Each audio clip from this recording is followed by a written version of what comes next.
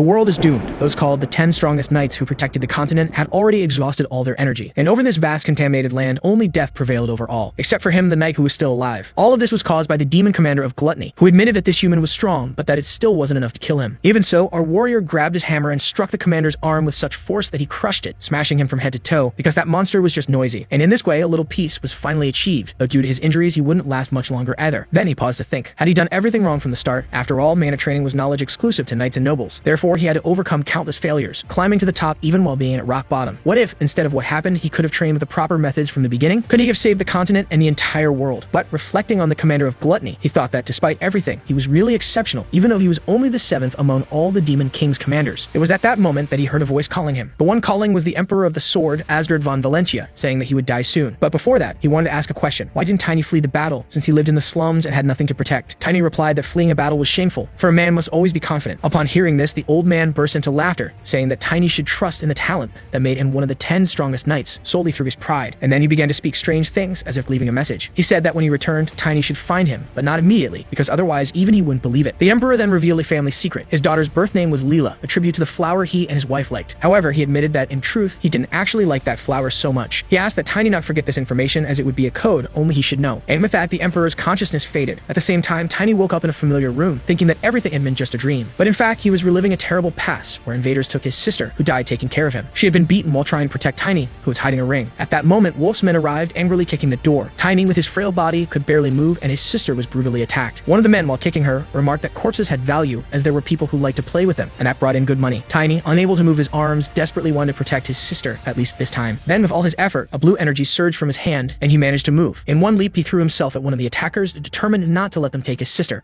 The men began beating him, but Tiny resisted, and after several blows to the head, the bandits gave up and left. At that moment, Tiny realized that something had changed. This was the end of his nightmare, but this time, he had managed to act differently. The mana had awakened in him earlier than it should have. He realized that perhaps the Sword Emperor's words were right. This wasn't a dream. He had really returned to the past and could now change the future of the world. Taking advantage of the moment, he cursed the old man for not sending him even further back in time. However, at that instant, Tiny began coughing up blood, a consequence of his frail body trying to use mana. Even so, he knew that complaining was useless. If the Emperor had sent him to the past, this was his chance to ensure that his sister could rest in peace, something he hadn't been able to do in his previous life. With that in mind, Tiny decided to follow his path and avenge his sister's death. But before that, he needed to ensure she rested in peace. And even though they didn't share the same blood, what they had in common were their black eyes and hair, something rare throughout the continent. Because of this, many people avoided him, but his sister, always kind, gave him the name Tiny and treated him with love. That's why, this time, he was able to bury his sister in peace. Meanwhile, one of the women, Emma, a friend of his sister's, thought that Tiny had changed a bit. Not long ago, she had found him eating soup in front of his sister's body, his wounds already healed. When he finished eating, he simply picked her up in his arms and thanked Emma for the soup, promising to return the favor one day. After that, his sister's funeral began, and Tiny remembered the words she always said, "Be confident and keep your head held high." For that reason, he would have no regrets in this life. 1 month later, it was finally time for revenge. He arrived before the wrongdoers and asked where Wolf was. One of the henchmen tried to slap him, but Tiny caught his hand with a single motion and twisted the man's arm. Another came at him, grabbing him by the shirt, but couldn't do anything. Tiny, with ease, delivered a powerful kick to the man, for his mana-infused body was already at an advanced stage, something he had not been able to achieve in his previous life, the perfect fusion between the physical body and mana. As a result, his body had become much stronger. However, this powerful technique came with a side effect. You need to eat like a boar, or better yet, like Luffy. Emma even complained that Tiny had eaten her entire 10-day supply. She soon realized that after reconstructing his body, something had changed. Now that his mana had awakened, Tiny could fix the weaknesses from when his body was frail. Then he grabbed another thug by the leg, swung him into the air, and threw him far away, thanking them for having broken his body before. The man flew so far that he destroyed the entrance to the place. Now Tiny was determined to finish off everyone there. The other criminals mocked him, asking what a kid would do without a weapon. Tiny then pulled at one of the fallen men's legs, saying he had just found one. He started using the man's body as a weapon, whipping one against the other, defeating everyone on the lower level. Next, Tiny called the Raider brothers, who were upstairs, to come down and fight him. Before jumping down, one of them remarked that Tiny was a mana user and that a body like that should be worth a fortune. Then they leaped toward him. While messing with the broken body of one of the men, Tiny remembered his situation from the past when an old man was shocked to see him use a person as a weapon, commenting that he had no class. For that reason, this same old man taught him hand-to-hand combat. When the thugs arrived, Tiny easily dodged and punched the first one in the face. The second, who came to play, took a shin kick. Tiny jumped on him, threw him to the ground, and finished him off with a kick, like those combos from Dragon Ball. Meanwhile, the invaders' leader, Wolf, asked who was there. Tiny recalled that in his past life, he had discovered that Wolf was a pimp belonging to the Beastmen tribe. Even among them, the silver werewolf he transformed into was even more special, as it indicated the direct manifestation of the Beastmen royal family's bloodline. In the past life, killing him had been a huge challenge. But this time, Tiny arrived calmly, asking if Wolf was already shitting himself in fear. Enraged, Wolf began to transform, determined to finish the boy. When he finally transformed, Tiny noticed something was off. He didn't have the silver fur, so Tiny asked what kind of mutt was standing before him. Even so, Wolf charged at him, but Tiny easily dodged, finding him slow compared to what he had faced before. Seizing the opportunity, insanity, Tiny grabbed Wolf's jaw and using mana, broke it with a snap. He recalled when a Beastman friend had told him that this was how to deal with their kind. Wolf kept attacking, but Tiny dodged everything with ease. To him, Wolf was nothing more than a barking dog that didn't bite. And that's when the beating session began. His friend had said that when it came to Beastmen, you just had to keep hitting them until they got tired, as they could regenerate from almost anything. So Tiny decided to enjoy himself beating the little wolf. Tiny delivered a kick so strong that it forced the guy to fully de-transform, sending him flying into a wall. Now he wasn't just going to break his spine. After all the massacre, Tiny stood there thinking that perhaps this would bring some comfort to his sister's soul, as if it were up to him, Wolf's head would already be rolling on the ground. However, now that he was all beaten up, begging for Lady Arena's forgiveness. Meanwhile, Tiny simply asked what Beastman like Wolf was doing there. Amidst the chaos, Tiny ended up finding a strange stone on the ground. When he picked it up, he immediately sensed demonic ki, as there was a white wolf chained inside the stone. Seeing this, Tiny recalled a long time ago in the Elven Forest, when an elf spoke about spiritual creatures. She explained that these creatures are reborn after accumulating mana for at least 100 years. What she described as the quintessence of a spirit was exactly what Tiny was holding, a spirit stone. He wondered why Wolf had one of these stones, especially in such a strange state. Even so, Tiny punched the chains, freeing the white wolf as he watched its memories. This spirit had been surrounded by a group of strangers using demonic ki, trapping it inside the stone. The boy receiving the stone was Wolf himself. These scumbags had been creating beastmen by having people absorb spirit stones, and that's how that boy had transformed into Wolf. This time, since Tiny had arrived early, Wolf hadn't been able to absorb the stone. However, the white wolf, furious, tried to bite Wolf. Tiny stopped it, saying that this scum deserved something far worse than death. The wolf seemed to understand, and Tiny remembered what that woman had said. It was possible for humans to tame a spirit, provided they had a pure soul and enough mana. That's why usually only children were able to do it. Tiny became pensive. After all, even though he was young, his soul was far from pure. But since it was working, he had no complaints. He was able to communicate with the wolf through the mana flowing inside the spirit stone. Thus, Tiny decided to form a contract with the wolf. Unlike magic, it wasn't necessary to focus on raising the spirit's level, as most of these beasts grew stronger as their tamer's strength increased. That's why the elf arena was among the top 10 knights in the world. Before accepting the contract, the wolf asked Tiny for a favor, to avenge his capture by the cult worshippers who did this to him. In this way, Tiny obtained his first spirit, naming it Moon Wolf. Looking at Wolf collapse on the floor, Tiny concluded that it was all the work of those worshippers who rejected God and worshipped demons. With that, he kicked Wolf, telling him to wake up. But nothing happened. Moon Wolf went to do his job. Tiny then asked where the guy who gave Wolf that spirit stone was. Terrified, Wolf said the organization would kill him. But before he could reveal anything, his head exploded due to a spell that prevented him from saying a word. With that, Tiny focused on what was most important. He took Wolf's body and threw it against the wall, where he knew the scoundrel's treasure was hidden. The item he needed was the Valencia family ring. Some time ago, a blonde-haired girl had asked for his name and given him a ring, telling him that whenever he needed help, he could show the ring to find her. That same ring had been stolen by those wrongdoers. The person who had given it to Tiny was Clovan Valencia, the youngest daughter of the Sword Emperor, known for her kindness and called the Saint of Valencia. This had happened because in the Valencia family culture, children who came of age had to place flowers in each temple and make their names known. That's how Clove had met Tiny on the streets and given him the ring. In his past life, Tiny took too long to seek revenge, and thus it took him longer to recover the ring. Now, with the ring in hand, he saw a great opportunity to find the Sword Emperor. Suddenly, Tiny heard a voice from below. He went down, knowing that the time had come. The shiny, bald knight had arrived. He couldn't believe that a mere child had caused all that destruction. This was Lamb, the commander of the castle guards, who was already thinking of using the situation as an excuse to increase the bribe he received in exchange for protection. But before Lamb could do anything, Tiny descended the stairs, saying he was just dealing with some trash. And since there was a knight around, it was obvious he had been getting good money from Wolf. The bald guy immediately flexed his veins, even where he had no hair, and charged furiously at Tiny. However, Tiny simply struck him with his hand, throwing the bald man far away, as given the knight's level, if Tiny had given his all, he could have easily defeated him. Right after, Tiny delivered a knee strike, and even though he was strong, the bald man managed to block the blow. Now that he had shown a bit of his power, Tiny knew he needed to act smartly, as the bald knight didn't yet need to be treated as an enemy. Just as the bald man prepared to draw his sword, Moon Wolf appeared in his giant form, causing the knight to break into a cold sweat. With the situation calmer, Tiny proposed a deal. Instead of Wolf paying the bribe, Tiny would make the payment himself. The bald man, impressed, replied, "Oh ho, you're clever, kid," and asked if Tiny would pay the 5 gold coins Wolf used to pay. Tiny, however, knew that the bald man received no more than 1 gold coin and offered to pay him 1.5.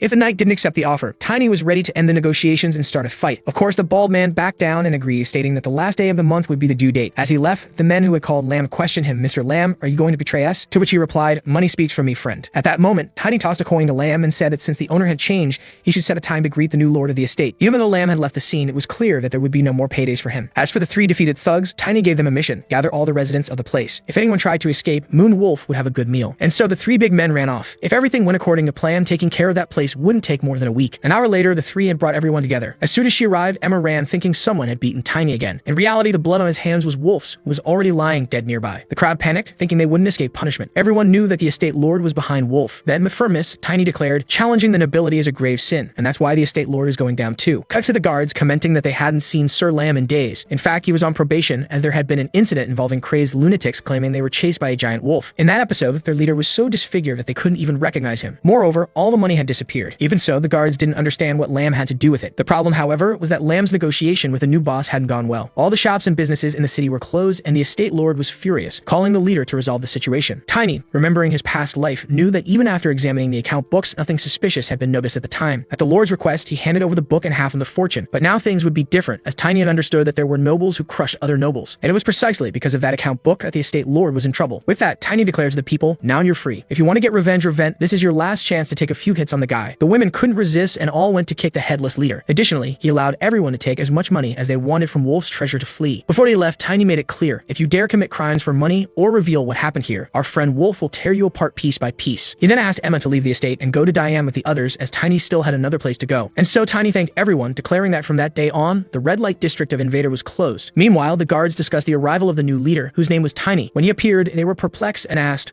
"What's a child doing here?" Tiny then summoned the big wolf, causing the guards to fall back in fear. After all, with his child-sized body, things like this would keep happening. Further ahead, the Grandmaster of the Knight's Order, Cran, introduced himself. However, Tiny, in his defiant manner, remarked that it seemed to be their custom to leave a guest waiting for so long. The knight, offended, was already preparing to draw his sword, telling Tiny to know his place. But it was Cran who needed to learn his place, as he tried to appear superior, though he was insignificant because Tiny was a guest of the lord of the estate. Cran, furious, started to speak more, but Tiny interrupted, saying that the real bad smell in the room came from him. As the knight advanced with his sword, the butler appeared, informing them that the lord was waiting. So the almost bald Cran began to guide Tiny inside the castle. Once there, Tiny was astonished and commented that it was a pleasure to meet the lord. The man before him was Timon von Filias, a baron. Tiny was surprised because in the future, he remembered Timon as someone 3 or 4 times larger. However, he knew that the account book would bring down the baron quickly. Tiny then expressed his desire to become the lord's weapon, putting the knight leader Cran as his competitor. The people present were even more shocked to learn that Tiny was only 13 years old. The lord stood up and commented, "So the boy who stole my wallet wants to become my weapon." Tiny replied, saying that he believed he was doing the lord a favor. Meanwhile, the defiant Cran asked for permission to execute Tiny right there. However, Tiny mentioned the crackdown on drugs that the Duke of Valentia was carrying out in his territory, along with the fact that the Princess of Valentia had recently visited the state. He suggested that Cran think twice before everything blew up. Cran tried to belittle Tiny's words, but the lord interrupted him, saying that if what the boy said was true, he deserved a reward. The lord also heard rumors that Tiny controlled the spirit of the wolf, which he supposedly stole from a spirit stone. Finding this suspicious, the lord asked for an explanation. Tiny then glanced around with the help of the moon wolf and revealed that Cran was using a magic circle belonging to a dark mage. If Cran could use 2 of these circles, it meant he had offered hundreds of bodies or live sacrifices. This explained why there was so much talk about buying corpses for a high price. Without waiting for more answers from Tiny, Cran drew his sword to attack him. However, Tiny's spirit had already transformed into the powerful Mega Moon Wolf. The lord, observing the situation, decided to change the terms of the test and asked Cran about the boy's power level. According to Cran, Tiny was close to stage 2, and unless he was descended from a prestigious family, he would be considered a prodigy. His mana pattern was perfectly stable. Tiny then improvised, saying that he had learned all of this in a vision, but he knew he needed a better excuse to convince the lord and the knights, so he claimed that he had learned everything from his deceased parents before coming to Filias. And if anyone wanted to confirm this story, it would be impossible, as Filias accepted all kinds of refugees, making it difficult to uncover information about his true identity. In the end, the lord decided to trust his word, as he would judge the truth later. Meanwhile, Tiny was invited to stay at the lord's residence, since things had been going wrong since he killed Wolf, and the lord needed an excuse to cover up the events. The question left in the air was an excuse for whom? Perhaps for the same organization Wolf was part of. If Tiny wasn't careful, he could end up in trouble.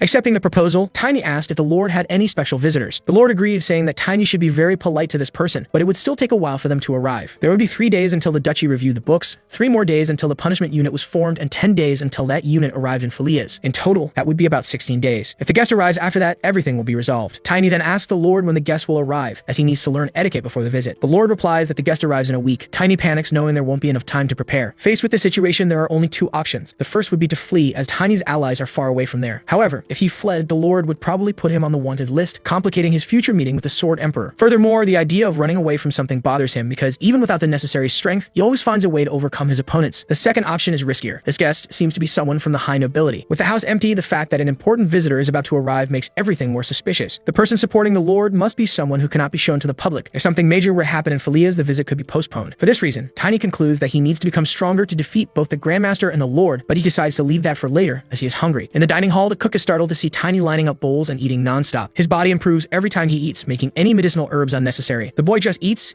and eats. At that moment, a man appears and asks if Tiny learned his manners from a dog. Tiny retorts, "That's right, if you're insulting me, bastard, you better respect me now." The man responds, "Respect someone who wants to hit a little boy? That's tough, huh?" The man gets angry, curses Tiny, and breaks the table. Another man with a scruffy beard tries to calm him down, saying that Tiny is just a child, but the vagrant next to him encourages the fight. Despite this confusion, Tiny taunts the man to come at him because he wants to show the Grandmaster just how strong he really is. Tiny starts to suspect that this might have been staged by the lord. They go outside to fight, with the crowd gathering around. The bearded man charges, and Tiny, wasting no time, kicks his legs, making him fall. The man tries to punch Tiny, but he easily dodges and delivers another kick to his leg. The man, confused, doesn't understand how a level 1 child can be so strong. Even with his legs injured, he tries to attack again with a hammer strike. However, Tiny Tiny slides under the man's legs, jumps, and grabs his neck, turning the fight into a clack-clack game. Tiny wins the battle, leaving everyone around in shock. A knight had been defeated by a child. In Tiny's mind, he won without the help of the wolf to prove his potential. At that moment, he almost faints as he spent too much mana by using all his strength. If this had happened in his past life, he would have been in trouble, since although his body recovered quickly, his mana regeneration was very slow. Now in this life, he has complete harmony between body and mana,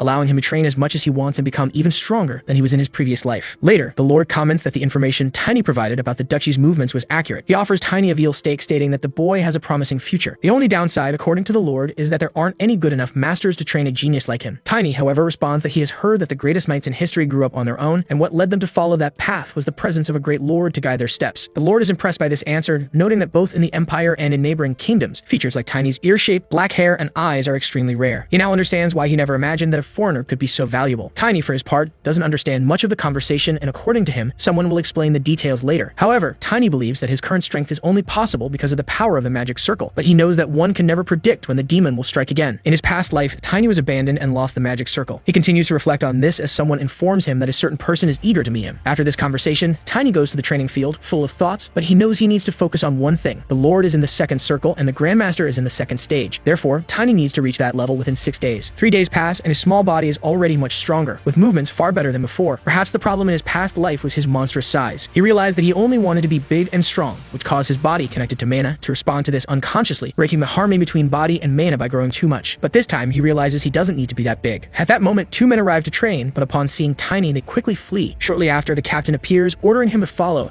as the Lord has given instructions to present him with a weapon. Tiny thinks it's the perfect opportunity and follows the captain to the armory, where he finds various armor and swords. However, there are no axes, his preferred weapon. He asks if he can have something like the captain's sword. The captain, full of pride, says that the Gria's sword was crafted by a renowned artisan. Tiny, taunting, responds that the sword suits him much better since it should be in the hands of someone talented. The captain bursts with anger and asks if Tiny wants to die. The clever boy challenges, if you're unhappy, how about a fight? The captain doesn't hesitate and furiously charges at Tiny. Outside, people hear Tiny yelling, "I'm sorry, Captain. I'll be more careful." He leaves the armory all bruised, carrying a strange, wrapped sword. Everyone assumes that Captain Kron hit a child, fueling rumors that he dislikes the boy, which seems to be true. Back in his room, the maids ask Tiny what happened. With a sly grin, he says the captain told them they were going to get a weapon, and that's exactly what happened. Meanwhile, the Lord asks his subordinates if the sacrifice is secure, worried that Tiny is messing up the invaders' plans. He needs to resolve this quickly because in a few days, Tiny's lineage will be confirmed. If he is not from that family, he will have to pay a terrible price. However, the Lord doesn't believe this will happen, as Tiny is highly talented and possesses knowledge that could only come from a prestigious family. Additionally, he has black hair and eyes, which the Lord sees as a confirmation of his lineage. That night, as Tiny was preparing to sleep, an alarm spell from his circle was triggered. Looking ahead, he sees Tiny appearing and slicing it in half, claiming it was punishment from the heavens. The next day, the maids are frightened by the presence of a strange dark magic energy. The knights, incredulous, comment that such a thing wouldn't be possible, but the priest who was there has already reported the energy to the parish. Glenn, one of the knights, mentions that an imperial investigation will be sent. The reason the captain's body remained in such a state even after death was that he was a dark mage whose body decays instantly upon dying. Glenn notices that the sword Tiny is carrying is the same one the captain used. Everyone is surprised because the captain hasn't appeared since the previous day. The guards start investigating and question all the servants, who confirm the same story. The captain beat up the boy. Glenn calls for Tiny. When he arrives, he tells the exact same version that everyone else had given. Glenn then questions him about the fact that they investigated the armory and found nothing, making the captain's disappearance even stranger. Tiny, acting as usual, says he really didn't see anything and that his testimony is the same as the others. Seizing the opportunity, Tiny asks what will happen to him, as the Lord had said his future was secure. Glenn simply tells him to return the next day. Tiny, on the other hand, can't recall any night like that, as he remembers having defeated all of them. The next day, Tiny receives a mercenary plate and a substantial amount of money. Glenn explained that only commoners with merchant or mercenary status could enter other provinces. According to him, staying in a decaying place like that would only waste Tiny's talents, so he advised him to go far away and strengthen himself. At that moment, Tiny understood why he hadn't seen Glenn in his past life. He had probably left before everything happened. Grateful for everything, Tiny thinks that now that the dark mage is dead, the imperial family will have to act. Since the duchy didn't come to them, Tiny will have to seek them out personally. Before leaving, Glenn bids farewell, asking Tiny not to forget him, though Tiny didn't even know his name. Glenn introduces himself as Glenn Libery, but asks to be called simply Glenn. Tiny departs, thinking he left an unsolved problem in that knight's hands. Now that he has the mercenary plate, he decides to go to the guild to get a horse. However, the wolf immediately appears, ready for Tiny to ride. The wolf takes on a smaller form, as spirits tend to materialize at the size they had in life,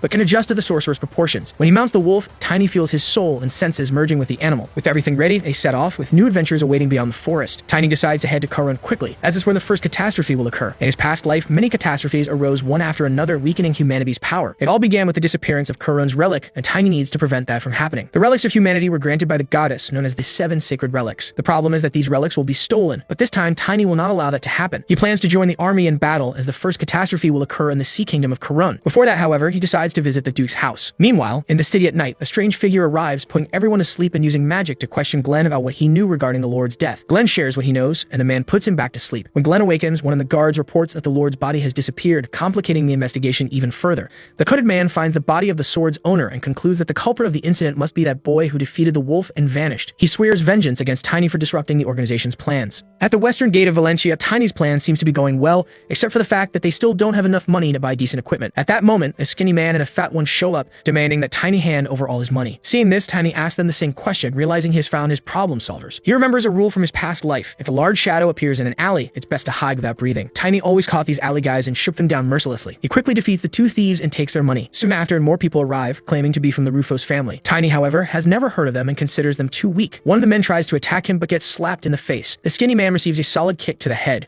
showing that this group was no match for him. Plus, Tiny walks away with a good amount of money. After that, Tiny goes to an equipment shop and buys a leather armor and a club to strike his opponents in the head. As he leaves the store, he sees a crowd talking about an important person being in the city. Curious, he asks the vendor what's going on. The vendor reveals that the Princess of Valencia is patrolling the city. Upon hearing this, Tiny starts reflecting, remembering that if his sister taught him about affection, Chloe was the first person to give him hope. Even though the story between them didn't end on the best terms, it was thanks to the hope she gave him that he was able to keep going. These two people ended up changing his life. Tiny recalls that when he met the woman in his past life, she burst into laughter because the name Tiny didn't suit the giant man he had become. But in this life, he will meet her much sooner and secure a meeting with the Sword Emperor. Meanwhile, in another part of the city, the eldest son of Count Lucent was showing the city to Chloe, discussing trade and everything else. However, Chloe interrupts, saying she wants to see the poorer parts of the city. The young man, not understanding why, agrees to take her. Chloe's interest in these areas was influenced by the education she received from her father, who told her to observe the poorest people and seek ways to improve their lives. According to him, only by doing so could the country become a better place. Chloe has a desire to change people's perception of reality, but when her fiancé is announced at the coming-of-age ceremony, she will no longer be free for the rest of her life. She even thinks about seeking refuge in a temple, but her father would be deeply saddened by that. At that moment, a child appears in front of her and the crowd wonders who that boy is. The child raises a ring and says the princess gave it to him, stating that she asked him to return the ring someday. Chloe recognizes the ring as hers but remembers that she had given it to a poor child. The guards immediately place a sword at the boy's throat, while he insists that it may be hard to believe, but he is the same child from before. He is the only one with dark hair and Felias, or perhaps the only one in the entire duchy. Chloe is startled as the boy seems so weak and small just a short time ago. The child then uses his mana to summon the lunar wolf in its smaller form. Chloe is delighted by the wolf's cuteness, as only very pure children can summon such a spirit. She also compliments the name he gave the wolf, commenting that she wouldn't have imagined he had grown so much in just 2 months. The boy introduces himself as Tiny and explains that his growth accelerated because he awakened his mana. However, the red-haired girl is suspicious, finding the situation odd. The blonde suggests it would be better to interrogate him after a quarantine, but Tiny says he won't ask for trust. He recalls what the princess told him that day and expresses his desire to meet Lord Esgard von Valencia. The crowd again points swords at him, asking how he dares. Tiny responds that there's no way he could harm the Sword Saint, as there are only 7 superhumans across the entire continent, and one of them is the Sword Emperor, who can wield the power of destruction. Everyone is impressed, praising His Excellency's prestige. However, Tiny expresses his wish to personally explain to the Duke what happened in Felias. Sometime later, Chloe was interrogating her knight to find out if she was hiding anything beyond what Tiny had said. The knight reveals that there was a black mage in the Empire, and that it seems there's someone even greater behind it. Since Tiny experienced all of this, his testimony could be an important clue, so it's better to take him to her father soon. Meanwhile, Chloe asks how long the redhead is going to keep holding the wolf. She even tries to get the redhead to pet it, but the girl blushes from the animal's cuteness. Chloe then asks where Tiny is. In truth, the young Edmund had taken Tiny because he wanted to say something. At that moment, the wolf had already disappeared. Meanwhile, Tiny asks the young man what he knows about the black mage. In reality, it was just a trap to get Tiny to follow him, as now he was going to teach Tiny good manners with this slap session.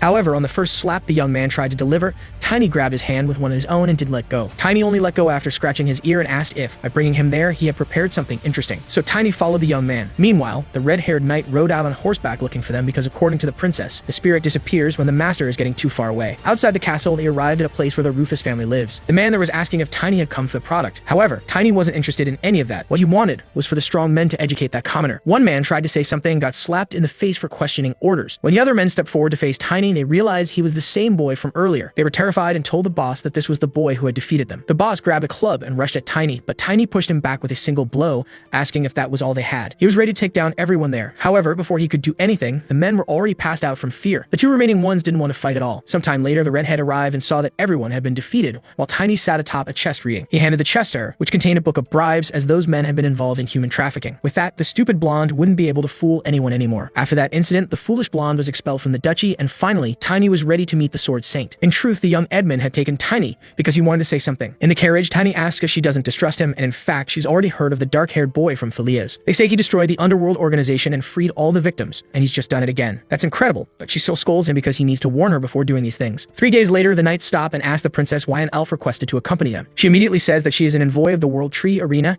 and she came to greet the travelers because she wishes to join them at this moment. The girls are delighted by the elf, while Tiny notices that she is a a fifth circle sorceress. These elves are descendants of fairies, famous for their beauty. Elvenheim, the kingdom of the elves, is located at the far west of the map, so it was always very difficult to see elves in the Aslan Empire. Even so, most people are friendly toward them, as elves are born with elemental abilities and are known for being pure, kind, and gentle. However, since this elf is a fifth circle black mage, it's odd. She explains to the princess that she is passing through the duchy on her way to the kingdom of Werevist. The elf formally introduces herself to the group, showing respect and stating that her goal is to travel the world listening to stories. She asks if the princess is the owner of the spirit, but the real owner is the boy right behind, our Tiny, who is suspicious, as he never thought someone like her would be of high rank in the organization. Switching to acting mode, he says, "Wow, it's my first time seeing an elf," while the other girl asks if he's gone crazy, grabbing her leg. Fortunately, this lady doesn't know about the Moon Wolf's abilities, as only the owner can know that. While they were talking, the elf demonstrated magic, and Tiny began analyzing the situation. They have 12 level 3 specialists and a level 4 warrior. Thinking about it, the stages of a mage's circles and a mana user can be seen as equivalent. To defeat someone of a higher level, at least 5 people of 1 level below would be necessary. In other words, if he, who is level 2, wants to beat someone from the 5th circle, he would need at least 100 copies of himself, since with just one attack from her, he'd be done for. Fortunately, they have a secret card and just need to wait for the right opportunity. When the little wolf jumped on the elf, she suggested holding him for a bit. At the first "come here, darling," the wolf transformed into its monstrous form and Tiny started attacking with his hammer, while the redhead came in with her sword because that elf is a black mage. A few minutes earlier, Tiny had warned the princess, using the moon wolf, that this was a dark elf and that if they didn't launch a surprise attack, they'd be in danger. That's why the wolf jumped on the redhead to deliver the message. Now back to the action, Tiny hammering from one side and the redhead with her sword. When the elf dodged, she ascended into the air with her magic while the knights advanced. Tiny tried a left swing, but it didn't work as she used magic against the group, wondering how these bastards figured her out. Tiny, with his wit, responds mentally. Of course we'd know, her stench can be smelled from miles away. Because of that, a giant spell exploded in Tiny's direction, but he managed to use some kind of shield, so the damage wasn't too severe, although still dangerous. The redhead advanced while Tiny mounted the wolf and kept hammering at the elf's shield. Now the two attacked together to finally break that black elf's shield, and since it dealt a lot of damage, Tiny came down, slamming her into the ground. At that point, the two of them came again, while she cast magic at all the knights, aiming at the princess. The redhead managed to defend. Tiny then used his iron armor and came from above, as now it was full force. This caused a massive explosion, and finally it broke the elf's shield. The redhead advanced again, but the elf cast more magic. Even wounded, she still had all that power. With his iron body, Tiny started hammering the woman, who caused a mega explosion, almost as if the asphalt were burning. From above, she began summoning a strange power, and Tiny realized that she was the last follower of the demon, sacrificing her own body to increase her powers. She then used the offering of flames on the knights, burning them all. Everyone was at their limit, and they needed a greater force to finish off that wretched woman. And so it was Chloe's turn to act. Chloe came in with power of light, Shane. For in this world there is divine power granted through penance and blessings. Those who achieve priesthood through penance upon being baptized learn about divine power and receive anti-demon powers. However, there are people who are born with this power, like a saint or a warrior, who are said to be sent by God, beings who are rarely born. Chloe is one of those rare beings, a cleric, someone who wasn't born into priesthood. The knights were astonished as she had hidden her divine power even from them. According to Tiny, Chloe is the most powerful cleric he has ever seen, and now her power would be enough to wipe out the damned elf. When the elf fell to the ground, Tiny was quick to hammer her head, but when it came time to finish her off and seal her in the coffin, Chloe ran over saying that she couldn't die as she needed to be interrogated. Chloe still needed to know the reason behind all of this. Even so, it seemed that the last hammer strike was the last thing the elf saw. Chloe thought of healing her with her divine power while her guards commented on how incredible the princess was. And with that, Chloe's secret was revealed. Chloe asked Tiny if he already knew all of that, since he was the only one who didn't seem surprised. Tiny, a bit awkwardly, explained that he knew but still couldn't reveal the reason. One day, she would certainly find out. To his surprise, Chloe replied with a simple, "Alright, but next time tell me." Tiny then revealed that the black mage was after him because of the trouble he had gotten himself into. For Chloe, it was fine because it was the duty of nobles to eliminate all threats. If she had died, it would have been her own fault for not having enough power. This showed that Chloe was still the same as she was in her past life. She gave him a few pats as he was worried about something silly. Meanwhile, a red-headed lady arrived, commenting that Tiny really hated being called a child. She came over, pulling his cheeks, teasing him because a child really doesn't like being called cute. Then the princess mentioned that she needed to report everything to her father as soon as possible. They continued their journey to Tybin, the main gate. Tiny knew that the princess's father took very good care of her, but he thought that this was a bit much as all the knights of the Blue Wing were there to escort her. These knights are, at the very least, specialists, and they are the most powerful group in the Empire. They all kneeled as they presented themselves to the princess, and she commented that they had done an excellent job. Garrett stood up, saying he was happy for the princess's safety, as her excellency had been very worried. The princess, however, was certain she had informed them that she was 100% safe, and that there was no need for such a fuss. According to Garin, if there hadn't been an emergency,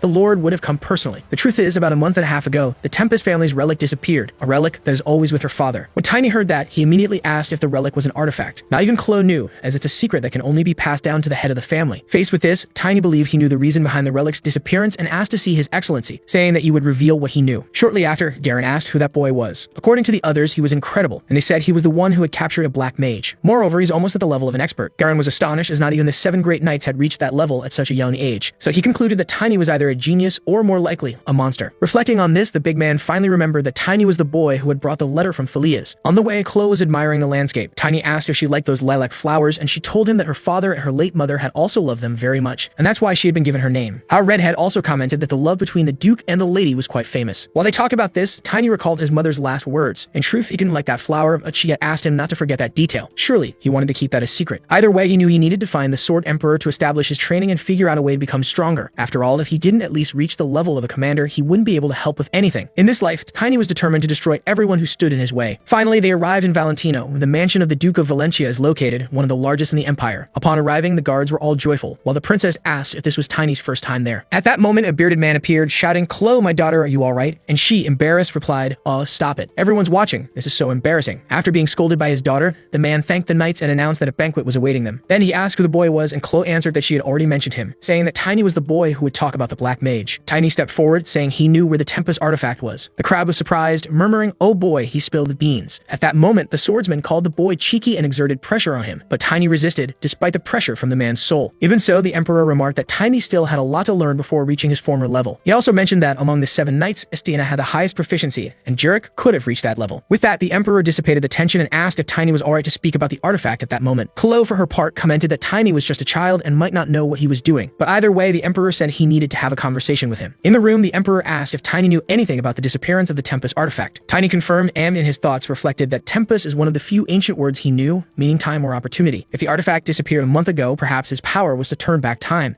Tell me more, boy, the Emperor said, curious. So Tiny began explaining that everything started with a catastrophe that would only occur in 20 years. He detailed the entire story of how he managed to return to the past, explaining everything. The Sword Emperor commented that the story was well crafted, and that Tiny even knew the names of the World Tree's guardians, the first hammer of the dwarves, and the orc warrior. According to Tiny, they had been his companions for a year, although it was hard to believe even that those two were always at odds. The Emperor then concluded that Depis means time or opportunity, and that only one person can be sent to the past after sacrificing the life of a very powerful human. He also warned that descendants must use this with great caution. These were the words passed down along with the family relic, but honestly, he hadn't thought they were true. However, the circumstances seemed real, even if it was difficult to trust his own judgment. He had relied on someone else's talents and brought someone back to the past. If he had been the one to go back, he would have used his experiences to organize humanity's power and face the Demon King's army. That's why he was astonished that it wasn't him, but Tiny who had returned. Only Tiny in the future knew why. Before he died, he spoke of saving talents. It was then that Tiny realized the man was losing it. The swordsman came to the conclusion that he didn't know exactly when he would return. The only thing he knew was that one must return to the moment when their soul was most disturbed. Seeing this, Tiny must have returned to the moment he found his determination, which is why he went back to the day his sister died. Now the swordsman had 2 more things to check: if his future self had told Tiny to find him, and if he had prepared some form of confirmation. And yes, that was the case, as his daughter's given name was Lilith, chosen because it was his wife's favorite flower. However, the truth was that he didn't really like that flower. He began to laugh because this was something he would have said as a password, and now it finally made sense to him, as only this explained the disappearance of the relic. Perhaps because they were in the past, but that old man still had a sense of humor. Even so, he needed to check something else and sent for Knight Royer. He believed in Tiny's regression, but trusting him was another matter. So to prove his abilities, which had been recognized by his future self, he decided to test him. It seems a bit unfair, doesn't it? First, the old man tells him to find him, and now Tiny has to prove his abilities. That's double the work. Then the swordsman asked if Tiny had ever thought about what the future would be like. Tiny started circling around the question, asking if he wanted to know about the future of the duchy. But, in fact, what the man really wanted to know about was the omen of a disaster.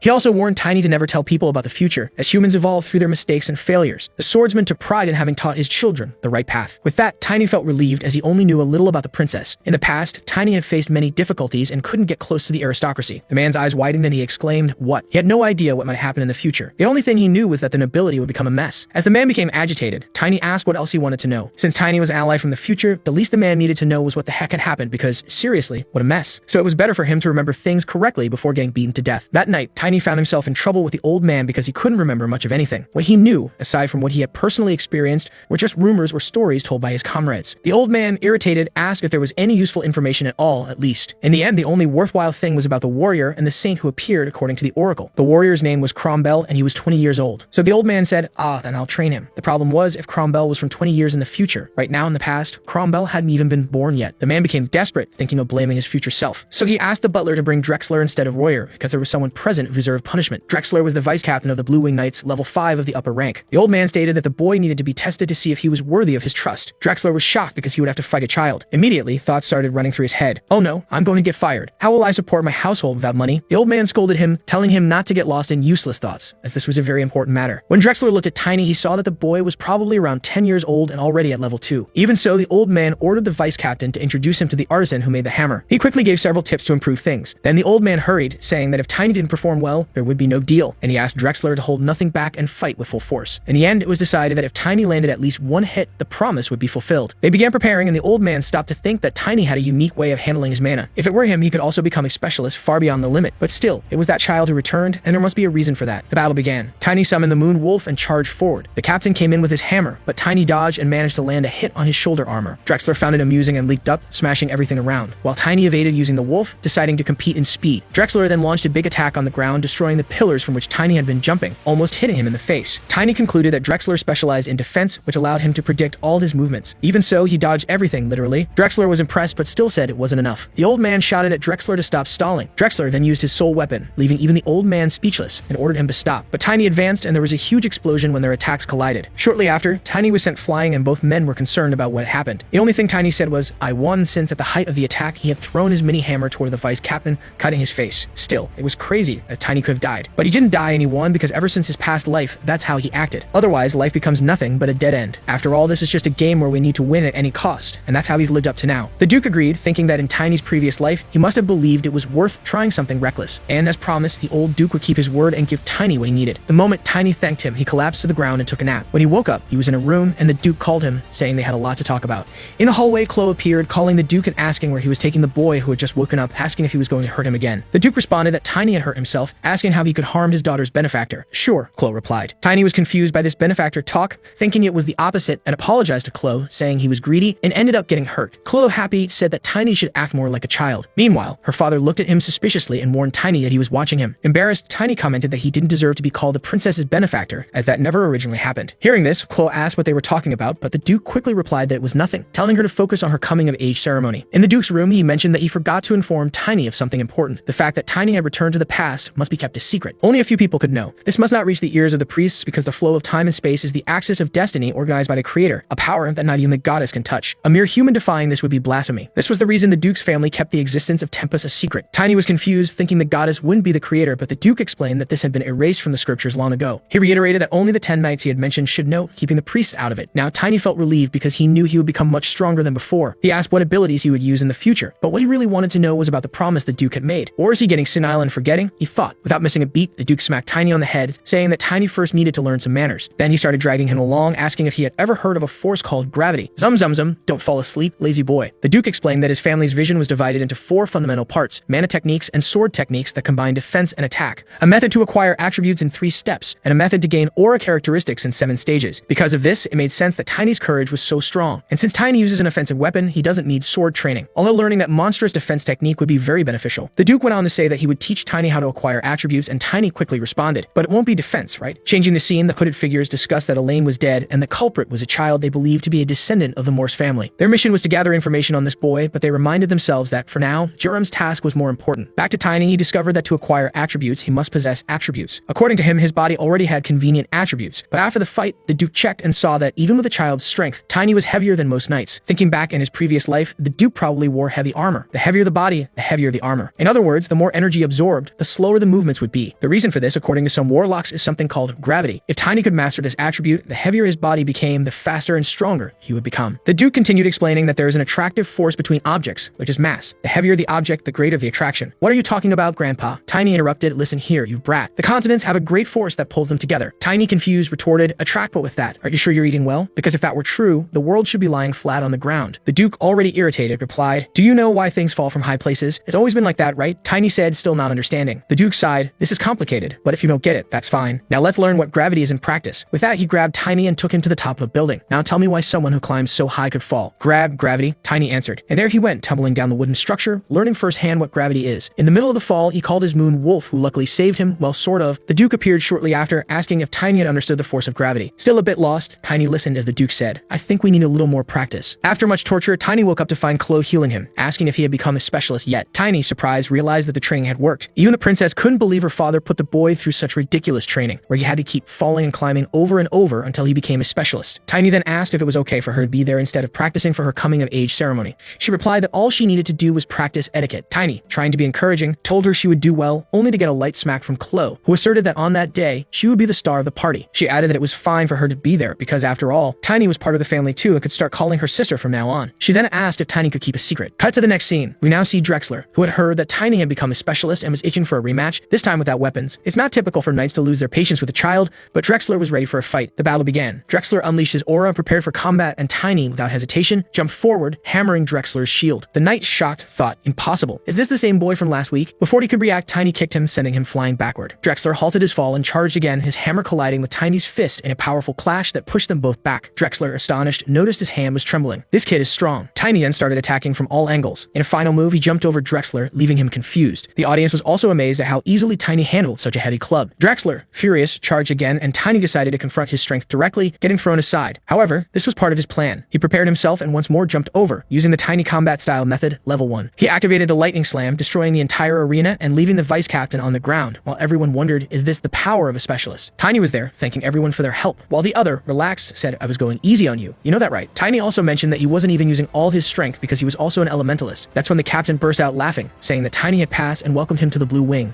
However, Tiny surprised everyone by stating that he did not want to join the Templar Knights. The captain was shocked. What? Then why did you run the family vision? Later, with the Duke, he explained that he had forgotten to inform the Blue Wing that if Tiny intended to travel across the continent, it would be better not to belong to any family. Anyway, the Duke commented that Tiny had exceeded expectations, especially after being thrown 1,001 times from the building. Now they were almost ready to face the first catastrophe. What was missing was to create an artifact, a warhammer for Tiny. An artifact infused with almost permanent magical power is a very valuable item, but it would require at least several years worth of salary to buy something like that. Surprisingly, the Duke already had a hammer that had been crafted for several months, originally intended as a gift for the vice captain. So they went to the best forge in Valentia, Rendell's hammer. There, Tiny asked them to resize the hammer to his size. The blacksmith, irritated, said he preferred to cancel the contract and pay the penalty because a job like this is no child's play. Seeing this, Tiny remembered someone saying that dwarves want weapons to find their true owners, even if they end up at a loss. Thus, he realized he needed to prove that he deserved the hammer. When the dwarf took another look at Tiny, he noticed that he was already a specialist even at such a young age and was left speechless. Dwarves have a characteristic in their right eye that detects truth and lies based on the waves of words. Seeing this, the dwarf decided to make an exception. Inside the forge, the dwarf began to show the hammer but warned that it was still not ready, as he needed to work on the protection magic. Tiny commented that a warhammer artifact was not something common or popular, and anyone would be foolish to refuse the spell. The blacksmith then revealed that he had only one more warhammer, a black steel hammer covered in weight amplification runes which ended up becoming too heavy, and he abandoned the project. Surprisingly, Tiny loved the design and asked what else the blacksmith had. The blacksmith showed off the beauty, warning that there was no point in being greedy as the hammer weighed over 100 kilograms. Tiny, upon lifting it, exclaimed, "Erg, it really is heavy," and began smashing it down, destroying the ground and everything around. He was enchanted with the hammer and commented that even though it was a bit small, it reminded him of Nocturne, which he used in his past life. Tiny then asked if the blacksmith could help him make a dagger so he could use it once he grew up. Of course, the blacksmith agreed to help. He also wanted to know the name of the hammer. The name of this beauty is Stamp, revealed the blacksmith. Later, with the Duke, Tiny told him about the hammer he chose, saying that it would take 2 weeks to make the adjustments. He was still a long way from becoming invincible. The Duke, curious, asked, "Where did you learn this invincible stuff?" In fact, he had learned some Eastern languages because of his appearance, with black hair. Seeing this, the Duke burst out laughing, telling him to speak more like that because sometimes Tiny seemed a bit foolish to me. Since it would take 2 weeks for the hammer to be ready, Tiny would head to Chloe's coming-of-age ceremony. At this ceremony, the Duke planned to make that big announcement, a connection with the Imperial family. That's when Tiny asked if he really intended to do that, even knowing that the prince would die on the day of the wedding. Tiny revealed that in the summer of the following year, all direct members of the Imperial family of Aslan would die in the second catastrophe. As a result, the Empire, which was considered the strongest nation, would suffer from internal conflicts, and the power of the nation would become fragmented. The princess would become a widow and the only survivor of the entire Imperial family. In the end, he would receive the title of Imperial Princess of Misfortune. Now that the Duke knew this, he was determined to ensure that such a tragedy would not occur. According to Tiny, that was all he knew. There were rumors that the second prince was to blame, but in the end, he also died. Even the Duke couldn't figure out what happens in the afterlife. The Duke commented that his daughter, Chloe, was brilliant, a person with a personality that shone brighter than her appearance. Later, the whole world would see this. Even with his help, it was Chloe who managed to rebuild the ruined empire. However, she was not happy. For this reason, for the sake of his daughter and the world, the Duke would choose a path that could avoid as many tragedies as possible. He would save Chloe in his own way, but by saying this in front of her father, Tiny ended up getting a bump on the head. A few days later, the white-haired knight commented that they were receiving many guests. One of them was the commander of the Blue Wing Knights, Genus. He informed them that they had received a guest from Roctor, the third son, known as a parasite. The Duchy of Roctor was a powerhouse of the empire, a family that had been competing with Valentia for generations. The Duke ordered them to inform, this is Valentia, not Roctor. He then asked Genus if he happened to have any illness. Since Genus did not, the Duke told him not to take everything on himself and asked if he had ever considered getting married. Genus replied that he absolutely did not want that, thinking the Duke was acting strangely that day. In reality, the Duke was asking these questions because Tiny did not know Genus's name, who was a very powerful knight. Somehow, Tiny thought that he might not be in his future. However, a mana user at level 6, like Genus, wouldn't die in some common battle, so probably his death would be caused by the second catastrophe. While Tiny was lost in thought, Chloe arrived accompanied by the red-haired girl. Tiny asked why she was there since many guests were arriving. Chloe said that when she was with Tiny, she heard interesting stories and could still see the little wolf, so she quickly began to pick up the fluffy little wolf. At that moment, a guy appeared, commenting that the Angel of Valentia was indeed very beautiful. This was Tiberon von Roctor. Upon hearing this name, Chloe and the red-haired girl were surprised. What? A Roctor? Tiberon Bold asked if Chloe knew that he would become her lifelong partner. He invited her to have some wine, but the red-haired girl, who was in charge of the knights, ordered him to step back as the princess was not permitted to interact with the guests. Tiberon, irritated, said, "A female knight wants to interrupt me,"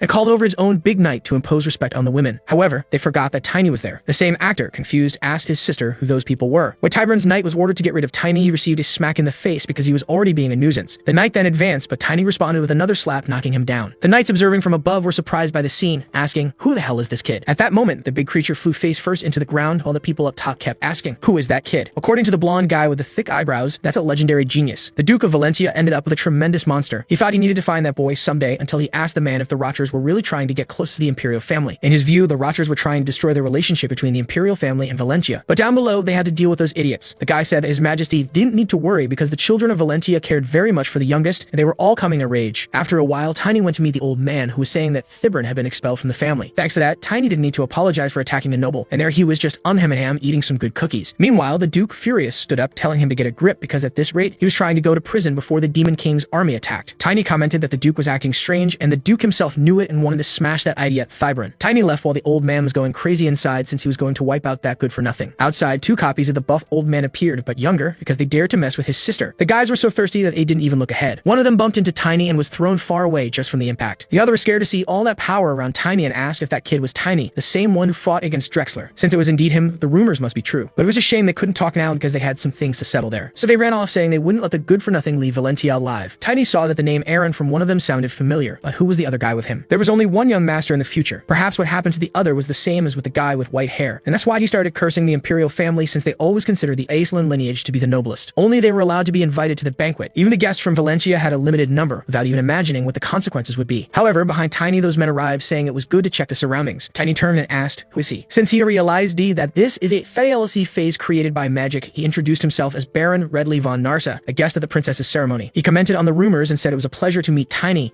asking if he was really from Valentia. But in fact, the Duke was just looking after Tiny for a while. "Ah, the Duke has a good eye, doesn't he?" said the Baron. Then Tiny replied, "This is Valentia, so be careful what you say about the Duke." At that moment, the man burst out laughing and said he deserved that. He said that since they were advising each other, they could even consider themselves friends. He then invited Tiny to dinner and celebrate that friendship. Meanwhile, Tiny thought about whether he should knock him out, but remembering the Duke's nagging, he decided to hold back. However, the Baron kept saying that Tiny was close to the princess and that he wanted to meet her. That's when Tiny, not even letting the man finish, raised his hand, realizing the mistake he had made as the guy flew to the other side. At that instant, the man escorting the Baron drew his sword and charged at Tiny. He came in with such rage that his teeth turned black, competing in strength with Tiny. In the middle of the clash, Tiny realized that he was controlling the space with mana, which indicated that he was already at the level of a challenger. Furious, the man shouted that he would rip Tiny's hand off, but at that moment, the little wolf appeared from behind. The man got distracted while defending himself, and Tiny took the opportunity to throw a punch right in his face. But it was all for nothing, as the man didn't even move and threw Tiny away, preparing his sword for the attack. Tiny defended himself with the help of the wolf, but was thrown back, where Egghead was coming in strong. However, at the moment of the final confrontation, the man in the back told the other to stop, saying that the mistake was his and not Tiny's. After a while, the man with white hair said it was an honor to meet Tiny. He apologized for what happened earlier when Tiny hit the other guy with his hand. He said that this time he would let it go, but Tiny needed to know that Valentia wasn't such a kind place. Moreover, he commented that people with magical disguises were allowed to do that, and added that he also had high expectations for Tiny. Curious, Tiny asked who that was in disguise. While the man said it was confidential, Tiny questioned whether it was someone linked to the imperial family, since challengers were quite rare on the continent. Tiny ended up thinking that the guy must be some sort of inspector from the imperial family. A week later, at the coming-of-age ceremony, Whitehead was thinking that he would make this the most beautiful day for Chloe. Meanwhile, Tiny was standing by, just munching away and asking what that dish was called. He kept eating until the man got irritated, telling him to stop chewing immediately or he would get beaten up. Tiny asked what was wrong. At that moment, the same man who had received a few slaps appeared, asking for a moment to talk. Tiny then apologized, saying he had been very rude that time. But contrary to how it seems, he said he admired Tiny's attitude at that moment. In the back, someone commented that now the star of the day enters, Princess Chloe von Valentia, accompanied by her father and brothers. Just by looking and waving her little hand, everyone was impressed. Even the disguised scoundrel said she was very beautiful, while Tiny thought about whether to slap her or not. In her mind, after today, everything will change. Seeing that cute face, Tiny uses his powers as an elementalist to put on a show with his little wolf, making Chloe happy. The people, however, were wondering what that creature was doing there. Seeing the situation, Tiny summoned the giant form of a lunar wolf, and everyone was impressed because it was a spirit. Even the crazy guy complimented him, saying it was amazing and thanked Tiny for the distraction. After that, the Duke began his speech, presenting a necklace to the princess because the highlight of the ceremony was to introduce the princess's fiancé. At that moment, the Duke used a presentation magic, projecting a video of the prince introducing himself as Van Azran. He declared that he was very happy to have the Angel of Valentia as his companion. Seeing this, the audience at the ceremony was left speechless. Then the Baron stood up and said it was his turn. Tiny tried to stop him, asking where he was going, but the Baron just laughed and told him to read Narsa backward. Upon doing that, Tiny realized it spells Azran, the same name as the prince. At that moment, the Baron removed the magic that concealed his face. Tiny was surprised because he realized he had slapped the prince's hair, and now he was in trouble. Would it be better to let him die at the wedding? But our Pale One said that His Highness had already forgiven Tiny. After all, it was the prince himself who sought this engagement to defy the Emperor's wishes, who preferred the Rochter family. Then the Duke sent a message to Tiny, saying everything was ready. Later, Tiny was in a room with the Duke, who thanked him for the presentation with the spirit. However, the Duke mentioned that it was a bit hard to believe that Humanitas, the sacred relic of Karam, had disappeared and that Orthus, the capital, had been destroyed by the attack of the great demon Kraken. Now they needed to prevent such catastrophes from occurring. As for the stamp, it was also ready. The next day, Tiny went to pick up his beauty and was eager to test it. The bearded man encouraged him, and soon Tiny headed to the forest, striking blows against the people, realizing that it was better than he had expected. Then, the little wolf called him to run under the moonlight, and running that way, they would reach Port Anaxon in a week. Meanwhile, in the organization, a hooded figure said that the Morse child left the duchy riding on his spirit and was moving 4 times faster than normal, heading toward the nearest port of Karun. The crazy guy in the meeting, irritated with the situation, decided he would take care of it himself. Then, further ahead, Tiny found himself facing a gang of lunatics blocking the way. He asked, "Who are these idiots?" The men, offended, said he was done for, as he was just an elementalist facing 5 of them. The men charged, saying the Black Knights would teach him a lesson. One of them shot an arrow, but Tiny deflected it with one hand, which scared them. Even so, they continued advancing, thinking that being outnumbered would ensure their victory. Tiny, happy, raised his hammer and broke the first opponent's ribs. Alarmed, the others wondered if that was really the level of the specialist. Mockingly, Tiny said, "The knights are really amazing." Realizing they were at a disadvantage, the men began to flee, claiming they weren't paid for this. Tiny jumped off the wolf and struck the ground with such force that the earth swallowed his enemies, burying them. Impressed with the power of the stamp, Tiny wondered how those idiots knew where he was going. At that moment, a tree fell in his direction, and he realized that a 2-headed troll was behind him. Tiny was confused as he hadn't expected a high-class monster in that place. Meanwhile, Tiny explained that the classification of monsters is determined according to their capabilities. A Class 5 monster, for example, is equivalent to a 5th Circle mage. So why the hell is a Class 5 monster here, he thought. Riding his wolf, Tiny dodged the attacks while a hooded figure in the distance controlled the troll, ordering it to crush Tiny right there. Finally, Tiny understood what was happening and commanded the lunar wolf to catch the scoundrel. The troll charged with an axe, chopping everything around, but Tiny barely managed to escape. The berserker seemed uncontrollable, knocking down trees as it attacked. Tiny thought, monsters of this classification have strength-enhancing abilities and regeneration, but the berserker mode has a limitation. I need to hold on until an opening appears. As the troll spewed fire from its mouth, Tiny realized they were using a lot of mana. However, he ended up tripping, and the monster took the opportunity to attack with the axe. In reflex, Tiny hooked the troll with his hammer, throwing it away. Without wasting time, Tiny jumped up and brought down the hammer with all of his strength on the monster, thinking, this hammer is really awesome. The blow shattered the troll's arm, but it began to regenerate quickly and charge at Tiny again. Meanwhile, the wizard, who was about a kilometer away, observed the battle and said, Tiny won't hold out much longer. However, Tiny continued dodging the attacks, until finally they reached a dead end. The troll charged with the axe, but at that exact moment, the berserker mode ended. Tiny realized that the final gap had appeared. The lunar wolf jumped and bit the wizard while Tiny prepared to finish off the troll once and for all.